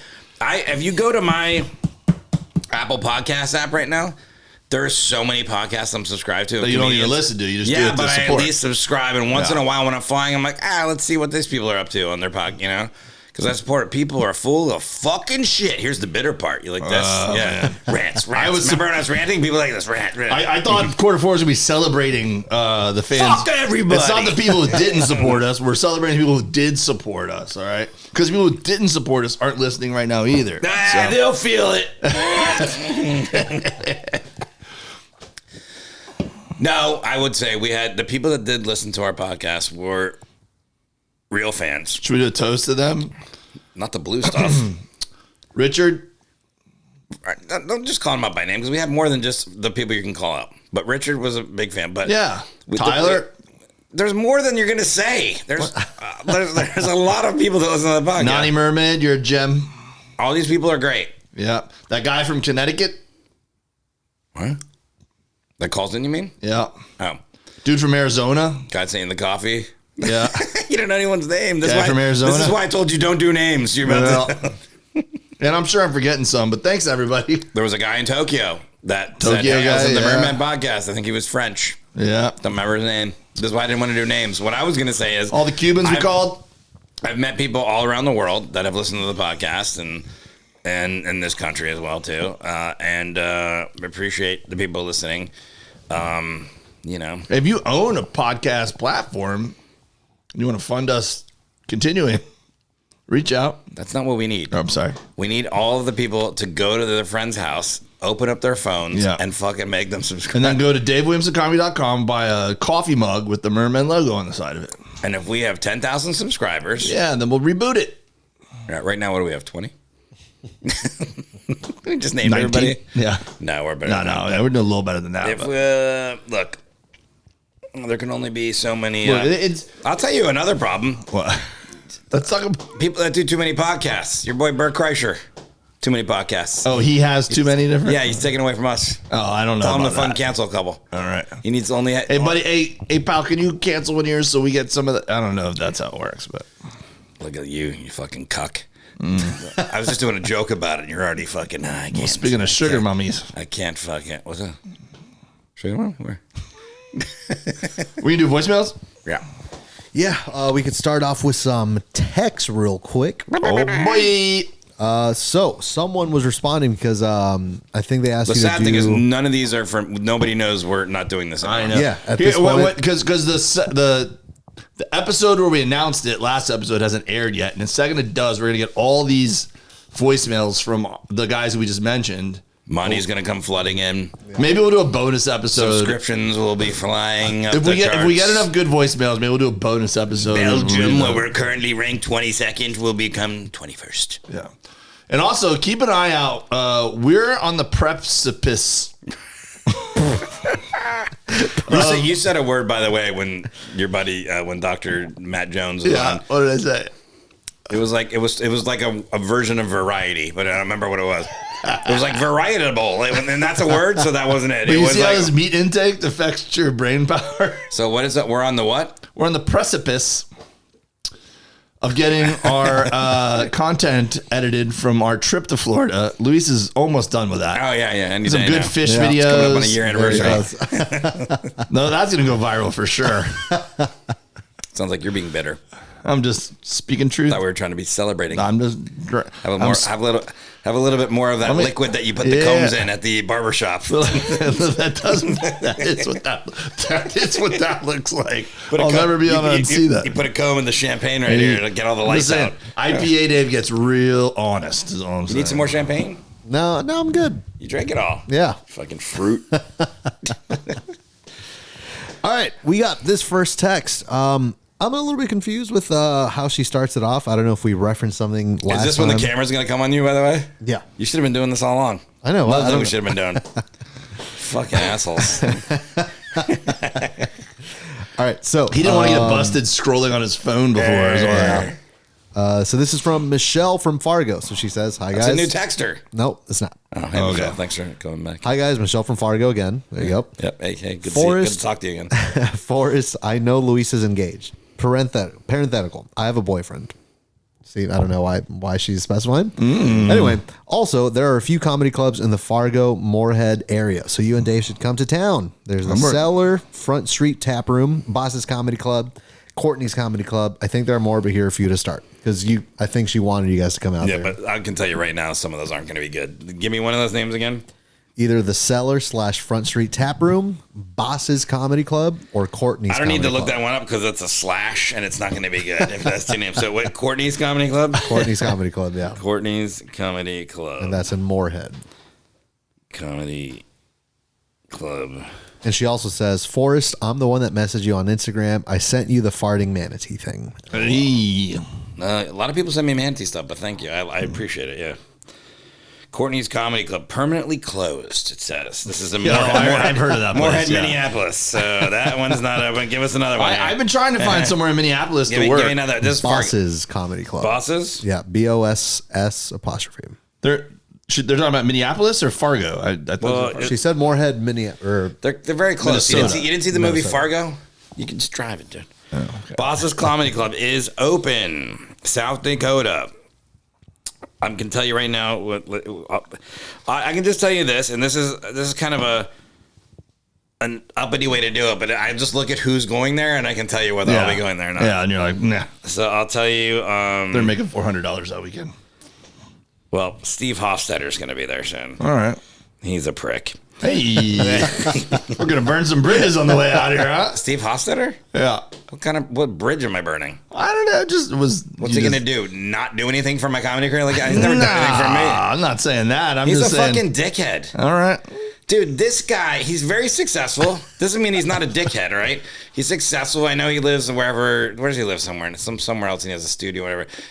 Pittsburgh. He's in Pittsburgh. Yeah, but he had a show on television that wasn't union, that he booked comics and made all the fucking money and didn't pay the comics fucking shit. He denied that. He fucking had an album called The Cure for the Cable Guy because he thought he was better than Larry the Cable Guy. Yeah, I do remember that. Let me tell you something. I'm not a huge Larry the Cable Guy fan.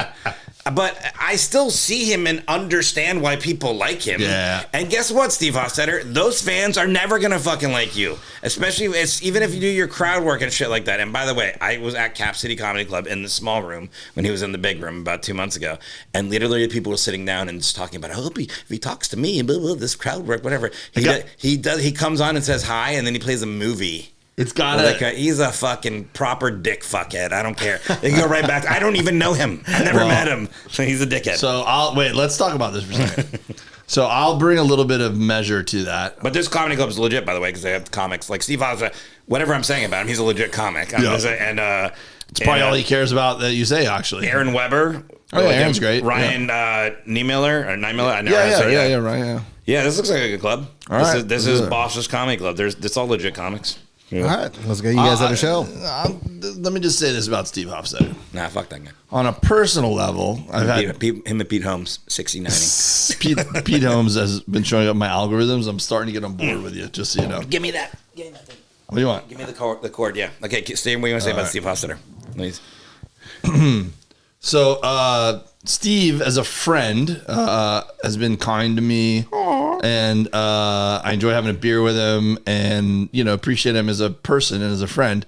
But I will say that there's things he's done business wise that like the main thing is he was the first one out the gate with the comedian destroys heckler, and everyone shit on him for it. That's in my album, by the way, coming out. Yeah, including me. Coincidence? And then the whole thing with every comic getting famous for that now, all of a sudden, gotta just eat him up, right? Matt Rife literally has gotten eats him mega. up? Eats Steve Hofstadter up? Just the fact that everyone shit on Steve for doing the heckling thing, I think and then it's other bad. people have become famous for it recently. Yeah, but I'm still consistent. I think the crowd work trend I'm not in favor of. I don't like it at all. I think it sucks. I think it's forced. Yeah. And seeing his show live, I see that it's forced. I'll tell you. No. I didn't even see his show. I did my show, his show was fucking sold out and packed. I'm not saying anything about him like being, but the people were going there anticipating it. He not instigates it, but he like creates it. Yeah, incites it. Yeah.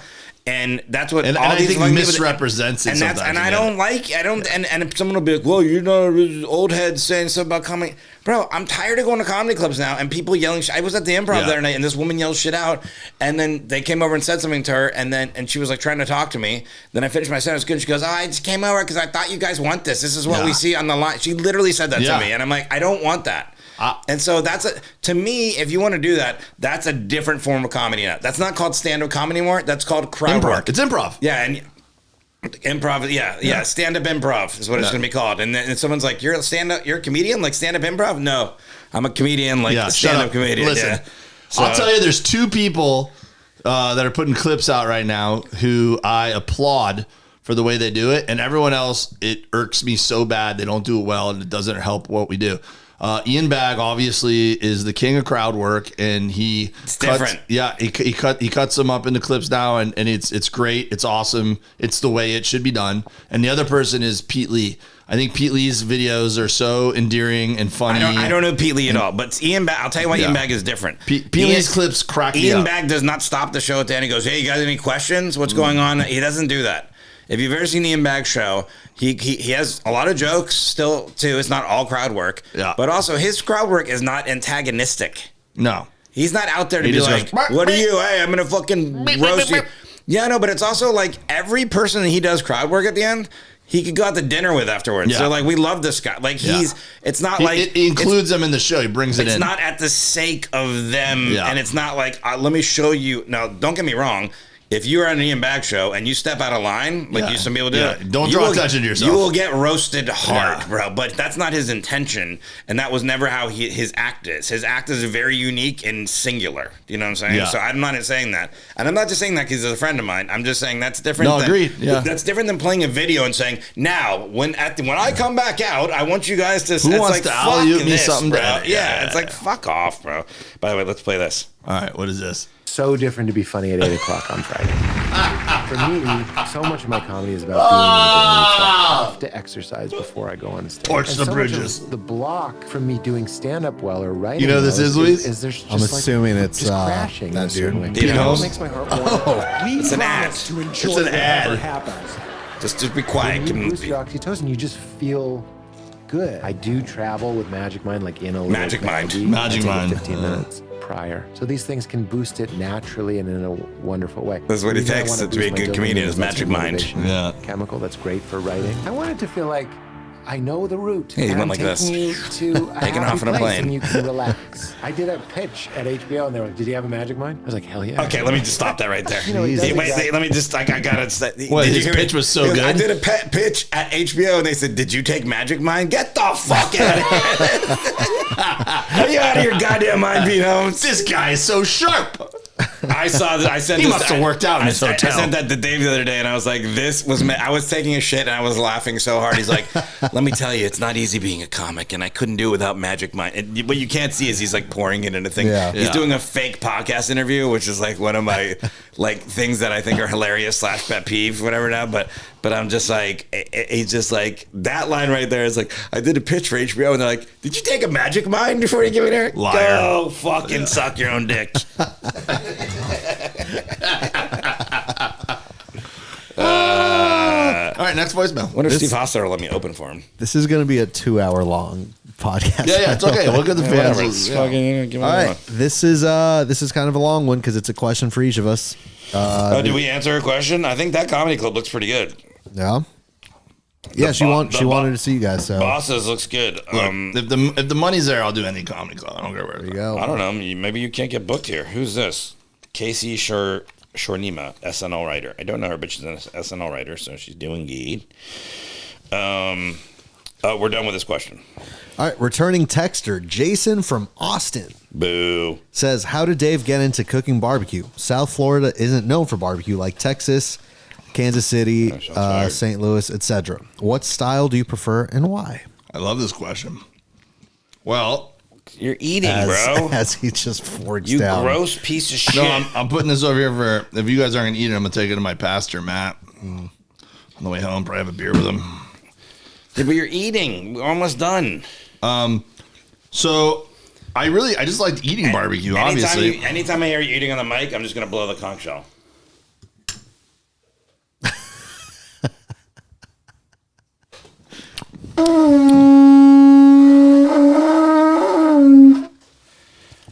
answer the question, you fucking. I hope you fucking bomb on your commercial tomorrow. It's trending that way. You know how you won't bomb in your commercial? What? Because I'm good? Drink a Magic Mind. Yeah.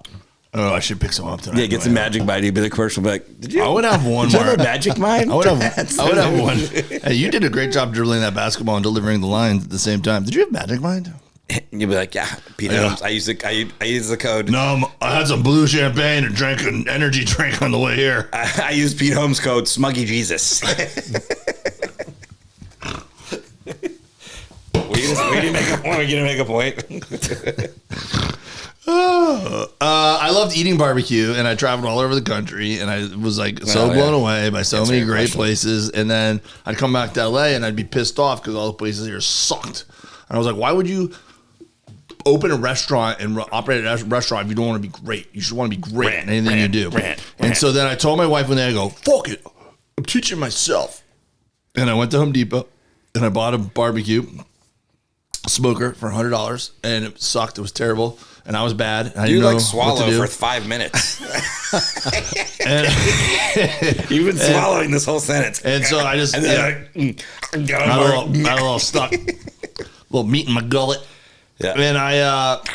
And I went down a YouTube rabbit hole and I read books for the first time in years, and I practiced, and I was okay with being bad. And after a few years, I got really, really good at it. Right, and then I started meeting people in the barbecue community. I started really enjoying it.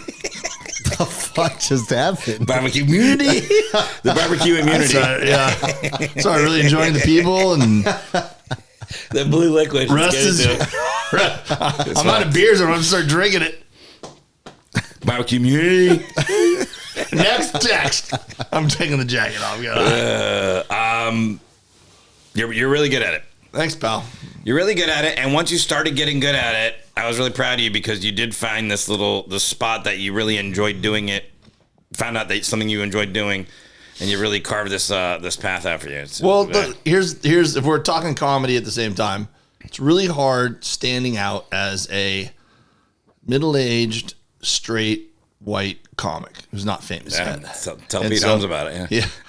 But it's like there's thousands of us that are funny, and I got no gripes about it. I think that I understand the industry leans towards diversity, and there's it's easier to have an identity if you have something that's very unique about you. Go like white nationalist in this. No, we're not. I'm just it's truth. Making Louise uncomfortable. No, it's sitting over on a couch, not doing shit. Look, man, white guys were just given sitcoms for decades, right? You wanted to be around then. It would have been awesome. But I also don't begrudge the fact that diversity is being celebrated and pushed right now. So it's just harder. You got to work harder, and I'm fine with that. And it was hard to find Is it being celebrated? I don't know if it's celebrated. What do you mean? Diversity is not celebrated. By the industry, it is. Celebrate diversity. By the industry, it is. Sure. Okay, sure. And it makes sense. Like if you have a point of view right out the gate, then you connect with the audience quicker. So it's fine, whatever. So anyways, barbecue just gave me a connection point. People were like, "Oh, that's the meat guy. That's the barbecue guy." And it's a way of saying like, "Hey, I'm a dad," without saying I'm a dad. It's like, "Oh, that guy likes barbecue. I know who he is. He's a 45-year-old dude right now. He's a 45. The cat. He's a 45-year-old dude who hangs out at the grill, tells story, and drinks beers, and invites the kids' friends. It's like you went blind during that when you were. Who said that? Because you just started staring over me. I don't know what was happening. I'm sorry. Did I make sense? Should I cut that? That was good. Yeah, right. yeah, you're fine. Yeah, all right. Yeah, you're fine. You're canceled. Question for Forrest. Yeah. Forrest, what made you start doing stand-up and what influenced your comedic direction? You had gone to school and were working in Miami. How did you decide comedy was the new full-time gig? Was that a fart somewhere? It was a stretch. I think he stretched. I don't know what happened. Just stretching, that's all. What? Why did I decide to start doing comedy? And what influenced your comedic direction? You had gone to school and were working in Miami. How did you decide comedy was the new full-time gig? Yeah. I saw a... do you know how loud that is, Dave? Oh my God, man, did you go ahead and answer the question? Yeah, but it's loud. You're just saying drumbled, garbled stuff. None of that was English. Ding dong. Murdy. Barbecue murdy. Oh no. Oh my God, what are you doing? Like you still haven't learned how to rap shit after all the barbecue you cooked? Ribbity rap. And cover barbecue murdy.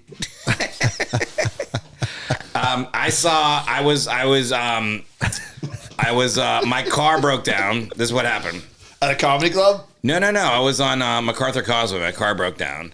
And I pulled over and I was just waiting for the tow truck to come. And there was like this homeless guy. And he This isn't real. He was walking across he wanted to get money for something. And he got hit by a Mack, like a big ass truck and just destroyed.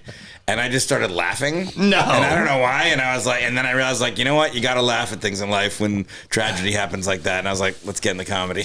You're lying, dude. That didn't happen. You never told me true that. story is, I had a magic mind. And I had one sip. And I was like, I got to do the comedy. I'll answer for Forrest. Oh, okay. Forrest's dad left him when he was young. He was raised by his mother. God. Oh, geez. He was a gambling addict. Coming in hot. Yeah. And he was like, come on, don't treat me like that. I'm part of the comedy community. And fucking idiot. He was a broken man who needed to tell jokes about jerking off with shampoo to conditioner. What was the song? Devil Came Down to Georgia. Yep. And that helped him heal his wounds. I should bring that joke back. No, the joke about bombing with that joke. Because I never quite got that. God, that'd be a good joke. Do you remember that? I remember the joke. Do you remember me doing the joke about bombing doing the joke? Nah, I don't think so. Kind of, yeah. Did I tell it? Yeah. You said it on the podcast for sure. On this podcast? Yeah. Yeah, I did. This guy doesn't remember our fucking... That was my highlight of this podcast, is me telling that joke. Luis, you got beers? I'd have to... Did I say I got to bring the joke back when I said that? I don't know. I'm going to do it flappers this weekend. Yeah. Flapper. And he says, Luis, what would happen if you had a swim as part of your wedding? Did Dave and Forrest get you going? Why not join the wedding? What? A swim? Swim as part of your wedding. Oh, had to swim. Yeah. Wow. Did Dave and Forrest get racist. you going? What if you had to swim across a river to go to your wedding? Catalina Channel, Buck. He says, why not join the water polo league as a way to force the situation? No, that's a good idea. Yeah, no, thank you. I'm good. I mean, we just give you a swim lesson. I don't know if... We never even taught him to swim. Yeah, we should do that. Did we teach you anything? Actually, our wedding gift to you is... Pub sub you had? Stuff remembering all the food you complained about. Force, we didn't show you anything, but we showed you everything. 4 swimming lessons. We smashed so much stuff into Florida, and you're like, I didn't do anything. Yeah. Well, he was floating in the water. He was doing fine. He didn't drown. Just being on that boat was probably something you had never even done anything like that in the backcountry. We had them all tied up in a mangrove, like in that area where there's like no civilization around you. Yeah, no, that was cool. Out of here. We had a life vest. We had a life vest on him like he was a little kid. The fuck out of here! Well, don't fall over, Luis. He was he wanted everything to be bad. He goes, the pub subs aren't that good, and then like 10 minutes like, it's good. I mean. And then he told me the other day, he goes, man, I was thinking about that milkshake the other day from Robert. This fucking guy, bro. Yeah. He didn't want one. He was like, I'm pretty full still. Yeah. Have the milkshake, bro. Yeah. Experience shit. And it was good, right? Amazing. Yeah. Fuck off. I'm going to finish this bottle of champagne. Good. And then he ends the text with saying, I'll call in another time when the kids aren't around. No, you won't. No, you won't. Spoiler alert. No, you won't. Does the phone number cost money to keep? We should definitely keep the phone number. So. Yeah, just keep the number. We could do. There's no harm in just doing like a reunion episode every like 3 months, right? Okay. Put it on the books. It doesn't even matter if anyone listens. Just put it on the calendar. We'll just clear voicemails every like 2 months. Put it on the calendar. I'll be in Australia. I'll front that. And then he also just says, regarding the OnlyFans episode, Dan Marino was on the Hard Knock season that followed the Dolphins this past season. 2 others in the QB room kept calling him Uncle Dan. For Christmas, Marino gifted everyone isotoner gloves. Yeah. Thanks for all of the entertainment. Speaking of OnlyFans, Dan had a secret child. OnlyFans episode, by the way. We should just do an OnlyFans podcast at this point. I think that's our pivot. Beep, beep. We should be Mermen. I know we've been doing this podcast too long because my ears hurt from these fucking headphones. This is a long fucking episode. My ears hurt from listening. Let's wrap it up. Get to the rest of the messages. All right, last text, and then we'll get to the voicemails, is from Maggie from Chicago. I don't think he's ever spun that the correct way. First. You have a commercial. So Maggie from Chicago says, instead of CAC, call a Cuban. Can Forrest CAC, call a Canadian? Yeah, we'll do that from now on. K. Trevor was so good on LOL Canada. I think that it would be fun. Cheers, Mermen. Who's K. Trevor? K. Trevor Wilson. I have his number here somewhere. Who's that? K. Trevor Wilson Letterkenny. was in Letterkenny. He's a very funny. He won a roast battle the year I was in. Is it too late to call him? In JFL, yeah. I don't even. No, we're not calling him. I don't know him. I know him, but I don't know him like I can call him at any fucking hour.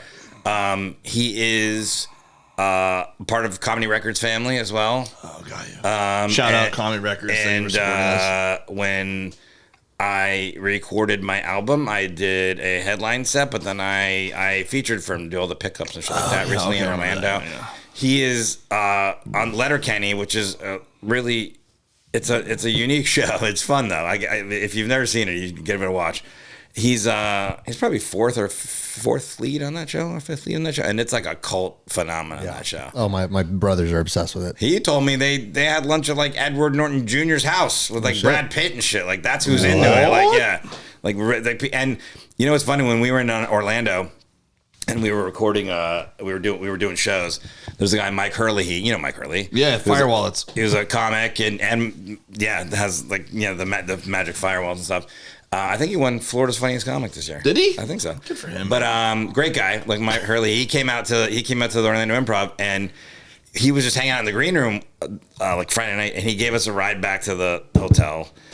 Me, K-Trev, and Barry was there from Comedy Records, and he goes, "Hey, my brother and my dad are driving from like New Smyrna. It was like an hour and a half or 2 hour drive to see you tomorrow night." He goes, "Just to let you know, they've never driven to see me do a show. Like like they've never seen me, but they're coming to see. They wanted to see K-Trev, K. Trevor Wilson, and so they came into the green room and he fucking signed some stuff for him and said hi. And it was very funny because Mike's like, my dad's never come to my show. My brother never comes to my show. So it's like a cult phenomenon, that show. All right, cool. Anyways, great guy, funny comic. Really There's is Brian Regan on that? No, it's like someone's on that. So some comic. It's like the most Canadian show. It all takes place, and it's a fictional town called Leonard. I watched like the first season. Yeah, and it's very like. I think Regan had a bit part on it. Is he Brian Regan and Leonard? Yeah. Loudermilk is the show he's on. No, I know, but I think he was on that too. Are you looking it up, Louise? Yeah. I don't know. Or Gaffigan or something. Someone had a bit part on it. Because that's how I heard about it. Well, I think once it started to blow up, I think people started to do like maybe guest appearances or something like that. It's got an 8.6 on IMDb, which is crushing it. Bam. Yeah, K. Trevor Wilson is 4th on IMDb, but he's like pretty much in every episode. He plays Squirrel. I don't see anybody like of that level. And have you guys seen that LOL show that Maggie's talking about? LOL show? Last One Laughing, Canada. No. Essentially just a bunch of comedians in a room, whoever laughs. Oh, yeah. It's great. I fucking loved it. K. Trevor Wilson was in there. You know what's funny is Mark Cohen, who is the host, like he's a great comic, but he lives in Vegas now, and he basically is the like house MC of the Comedy Cellar in Vegas. Mm-hmm. And except for a few nights that he has off and this and that. But he used to have a show. I didn't know this. He used to host a show. He showed us clips where people would sit in a chair like this. Yeah. And comics would have to come out and they had a minute to make the person laugh. And it's really tough to watch. it's not good. No, the show seemed good. It just is a comic that's not as easy as you think when people are trying not to. Yeah, when you're specifically you're either gonna do like woo, woo, or like start punching yourself in the face, or you're gonna be like, I don't know what you're gonna do. I couldn't do it. No, it's a good show, and there's legends on there. Tom Green, Colin Mockery. You know the show, right? Which one? Which one are you talking about? I'm talking about Last One Laughing. Off. The Letterkenny's also good. All right, I'm pretty drunk. Let's keep going. Yeah, we know. All right, we're moving on to the voicemails. Luckily, there's not a single one that's over a minute. How many are there? 1, 2, 3, 4, 5. Jesus. That's a good thing. I know, we're never getting down here. Last episode ever. All right, here we go. Not according to Dave. Oh, my God. Wait, what happened? Hold on, I'm not connected to the Bluetooth. Also, that sounded like Silence of the Lambs. Put the ocean in the basket. Did I ever tell you my Silence of the Lambs story? Barbecue Community. Did I ever tell you the Silence of the Lambs story? No, we got voicemails. Oh, this is a good story. Save it for another podcast. This is a good story. This is a good story. No, I don't have time. It's a good story. Good voicemails. Let's see what we got. It's pretty quick. Nah, nothing's quick with you. You're going to regret not hearing this. Just tell me off air. I think it's a good story. Save it for a podcast. You can cut it if it's not a good story. No. Come on, Luis. I'm trying. So It won't work. There's no way you're doing this commercial. Yeah, there's no There's shot. no way. Hey, you're going to be there. I know you're going to show up, but you're going to be miserable. I'm gonna be great. What do I have to do tomorrow? Should I come by and just look at you? I don't have anything to do. Send me the address. I'll come by and get some craft services. Yeah. DoorDash should have some good craft services. Did I tell this story already? Yes. When I was younger. Oh, yeah, you did tell the story. I did? The science, yeah. No. Do a fucking. Come on, Luis. What's going on? Say the fucking thing. It doesn't work. I gotta either Take your time, Luis. I'll entertain Forrest in the meantime. I either gotta stop recording real quick, or I just play it into. Or I could just borrow that thing. Oh, yeah. There you No, go. just keep. There you go. Yeah. Reel her in. Reel her in, my friend. So when I was a kid, I used to Here, go to Dr. the movie Matt theater. Jones, here's 2 pieces of tri-tip. That I almost felt. At midnight. I didn't have to wrap it. We'd buy tickets to see like Ladybugs, and then we'd sneak into the Rated R movies. My buddies and I went and saw Silence of the Lambs. And there's that one scene where Jodie Foster is in the insane asylum and then visiting Anthony Hopkins. You know what I'm talking about? Yeah, I'm And listening. when she goes to leave, the crazy guy in the cell next to her is masturbating. Yeah. and Are you throws familiar? it- Throws it on her. Yeah, and then he goes, I can smell your cunt. That was the line. Is this the story you wanted to know? Yeah, and so I didn't know what that word was. I was so young, but the whole movie theater, the way they reacted, I was like, that sounds like a polarizing word, you know. So I just couldn't stop thinking about it. I was like, what is that? What do they mean? I didn't even know what he threw at her. I was like, is that Spider-Man? I didn't know. So then a few weeks later, we're on family vacation down in the Florida Keys with my best friend and his family and my family. Me and my buddy, after a long day at the beach, are This is watching not a short TV. story. So why are you looking over there and talking like this still? I don't want to look you in the eye while I say these words. Can you wrap it up? If you stop interrupting me. I'm trying to tell a story with a lot I don't want the story. I told you. A lot of blue champagne piping through my veins. I told you I don't want to hear the story. So we're watching TV and a commercial for Silence of the Lambs comes on. So it was on my brain. And I walk in the kitchen to get a snack. And my mom and my friend's mom are chopping veggies and making dinner and You told her you can smell her cunt. chit-chatting. Yeah. Why you got to do that? Because I've heard the story. I told you already. But not on the podcast. Yeah. On the podcast. Okay, voicemails. You're not being a good partner, man. You're supposed to yes and. You're supposed to encourage. Not last podcast. No and bye. All right, first voicemail. Dr. Pope calling to say I'm Dr. laughing Pope? at your Pep 71 show. Huh? I love the podcast. Wait, what? But Is back this it a up, new back it caller? up, back it up. Pontiff Pope. He liked our what podcast? The 71, I'm assuming. How do they know the numbers? Is it on Because there? it's in front of them while they're Oh, listening. okay, I Yeah. don't know. I'm like, these guys are Did we talk about Pontius Pope? I just sounded like Jiminy Glick there. How do you know? How do you know the numbers? From the top. I love Jiminy Glick. Who's Pontius Pope? Pontiff Pope. Pontius Pilate was like part of the Don Quixote thing. Did we talk about that? Isn't it? Pontius Pilate is the guy that sentenced Jesus to death. Oh, there you go. Did we talk about Don that? Quixote. Don Quixote, Jesus. Whatever. What a theme we Who's have in Don tonight. Quixote? There's someone there, isn't there? From the top. All right. Dr. Pope calling to say I'm laughing at your Pep 71 show. I love the podcast. And I would like to see Dave become a secret agent, and Forrest, you'd have to kill him with an ink pen to the neck or something like that. A pen. Love the show. Well, I didn't think that was going that way. and Keep it up. I really appreciate it. Keep it. Sorry. Thank you. Sancho Panza. Sancho Panza. Was in Don Quixote. Yeah. Really close. That guy just gave me a compliment and then said Forrest should murder me. Yeah, you know, people like me better. What are you going to do? Let's see Yeah, what he Nicole says, wrote. I'd love to see Dave be a secret agent and then fail as Forrest plunged a pen through his jugular. He says, love the show and keep it up. So, All right. Well, we'll listen to you for a few more episodes. All right, next voicemail. Here we go. Hey, regarding episode that's the same guy. Yeah. He came in laughing. This is 6 days later. All right. He is a return YouTube commenter, so I think this might be the first time he calls. We're building a fan base. PP squared, P squared. All right, so 6 days later. I'm starting a new podcast, by the way, so you guys can all Yeah, me too. I got 3 new podcasts. migrate to that. I got 3 new podcasts. It's called Mermen. Wait, what? I want you. You can also buy the merch at Dave's store. DaveWilliamsComedy.com. You just have to take a Sharpie to one of the letters. And cross out Dave. What? Here we go. Yeah, exactly. Regarding episode 72, by the way, this is Pontiff Pope. Nothing pithy to say other than, Forrest, you had the great line about, hey, these ribs are from a baby cow, so it's a good predator food or something like that. It's too funny. What?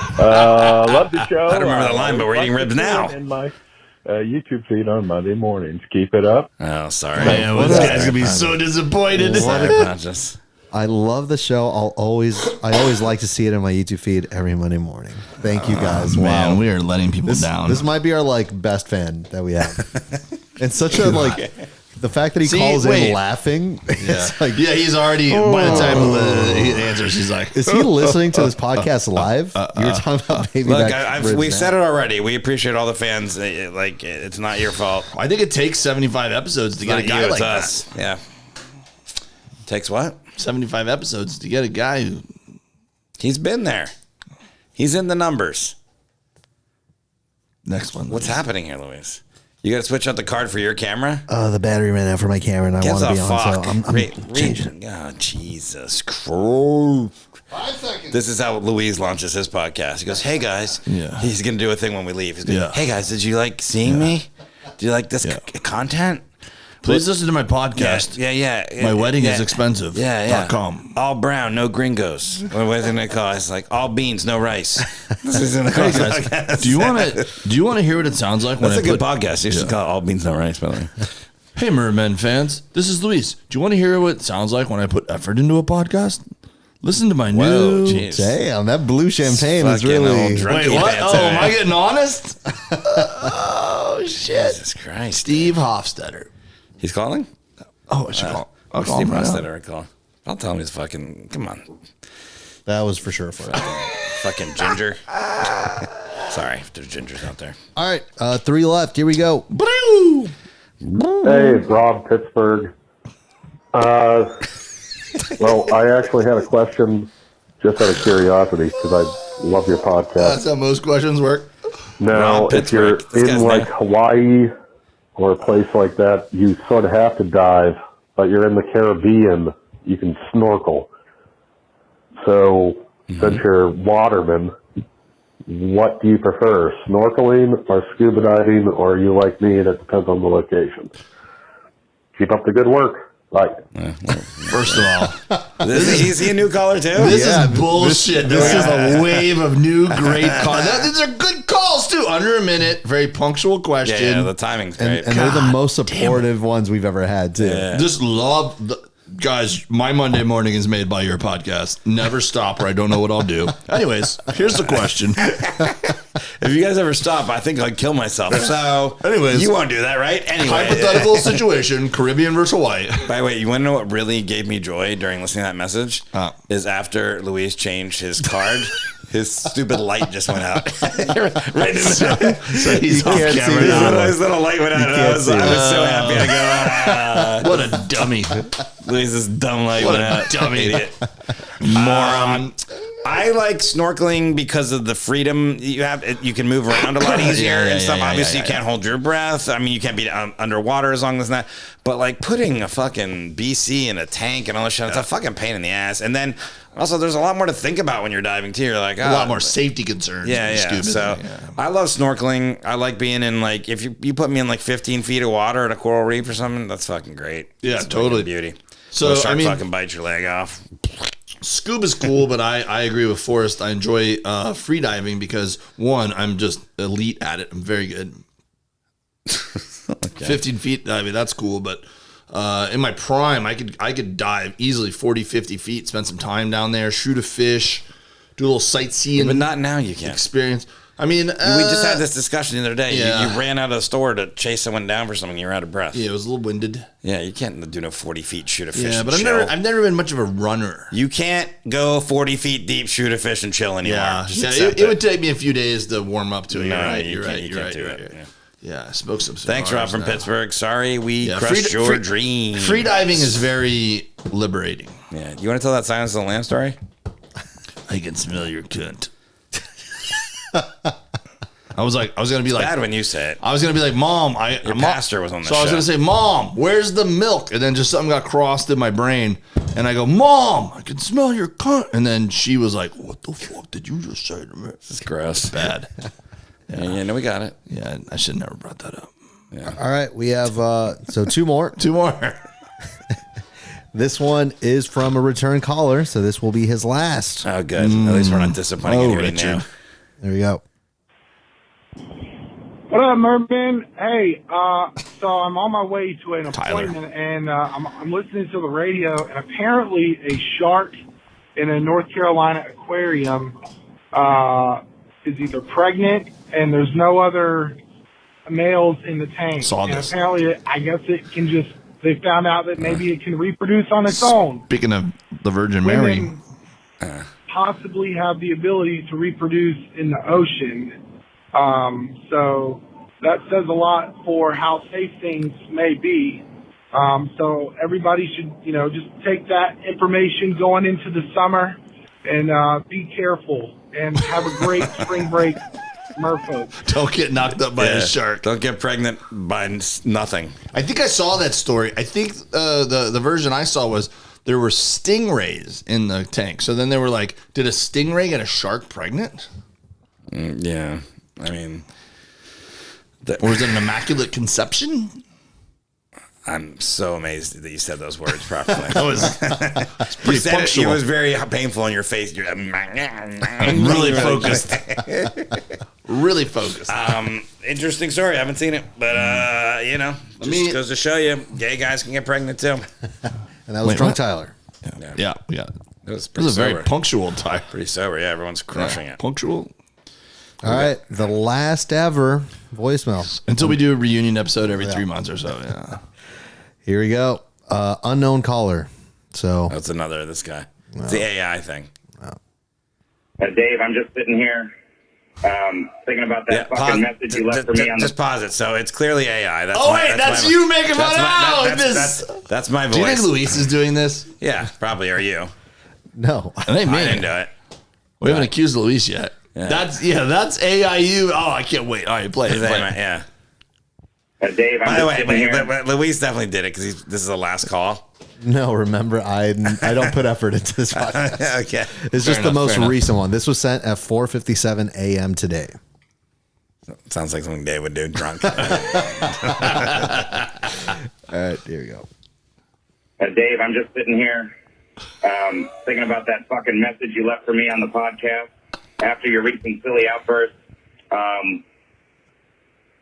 I feel compelled to address this publicly. There's a lot of shit that goes on behind the scenes that people don't see. Your continuous flirting has not only crossed professional boundaries. Can you but pause it's it? deeply- I can tell you that whatever prompts they're using, they always say compelled and continuous. Your continuous this was on the last one. Dave was saying, and you're continuous this, and you're continuous. So I can tell you the verbiage that this AI is using is way more you than the verbiage that I was using. I don't say continuous. No, but this is like they have the cadence down of if you were mad. Okay, for sure. Let's keep listening. It's pretty good. boundaries, but has deeply affected me, turning what should be a collaborative and enjoyable environment into one of discomfort and dread. I'm sick of your bullshit, and it's about time I say something. It's about all the flirting you do during the show. Flirting? From all the times you've touched my leg to the subtle winks you send me while Luis isn't looking. Well, there's something you should know. Can you pause this? Do you know what this sounds like? Bad slam poetry. That's what it sounds like. Go, keep going. The reason I started this podcast was so we could dress up as mermen and frolic and play and splash around the lake together. It's not too late. Your move, buddy. That's a very forced line.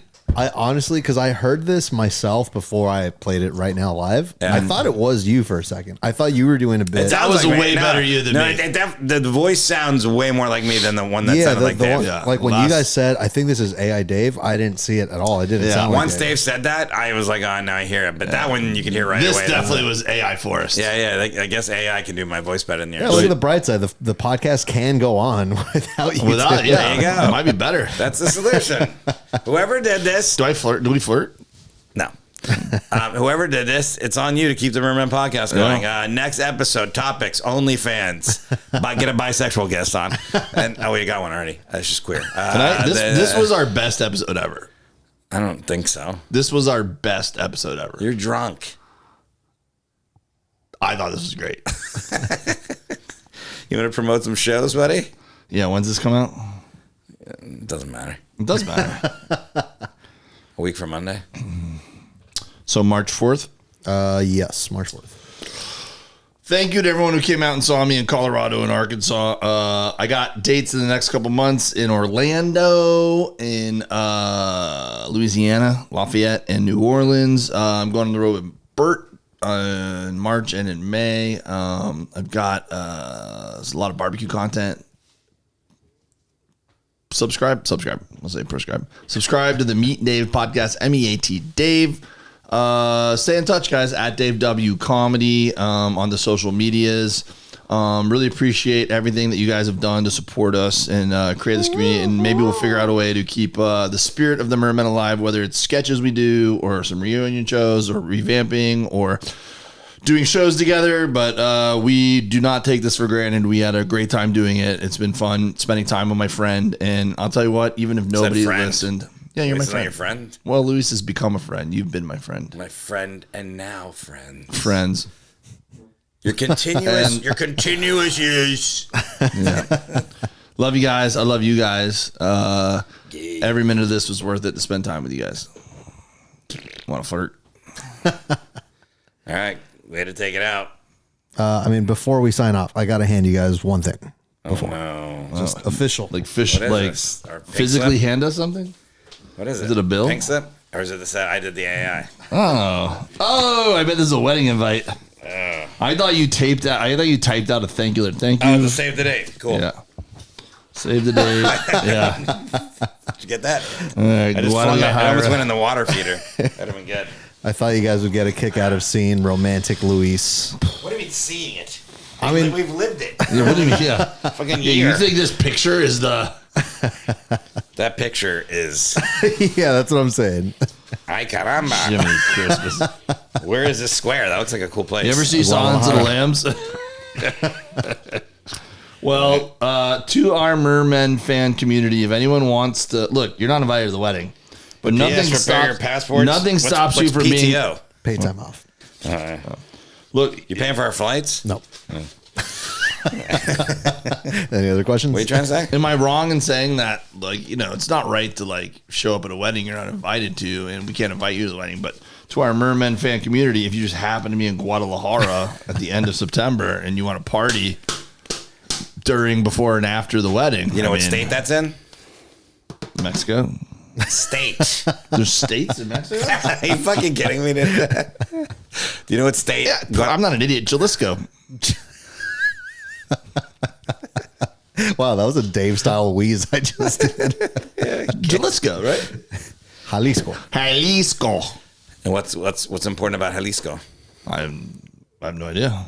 Tell them, Luis. Tequila. That's where they make all the tequila. That's where they make it all, baby. Well, if you want to see You're tequila, not allowed to call it tequila if it's not made there. All right. You want to party. If he owns a tequila fucking farm, it's in that state. Is that where the Rock makes his tequila? Yep. He don't make it. George Clooney?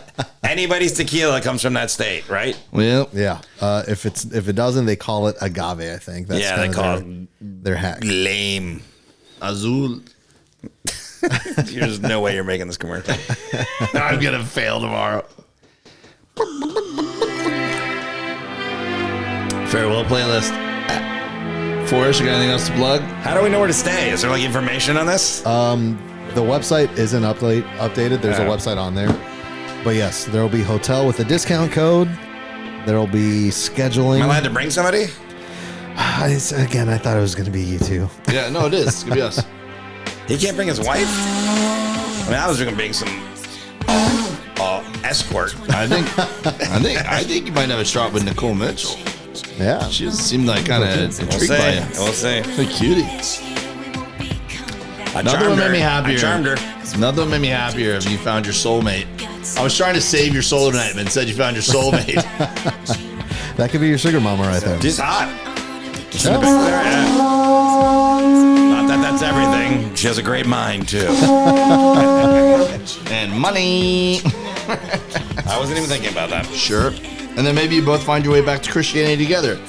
And all's well in the world. That's a party in heaven. What's this song?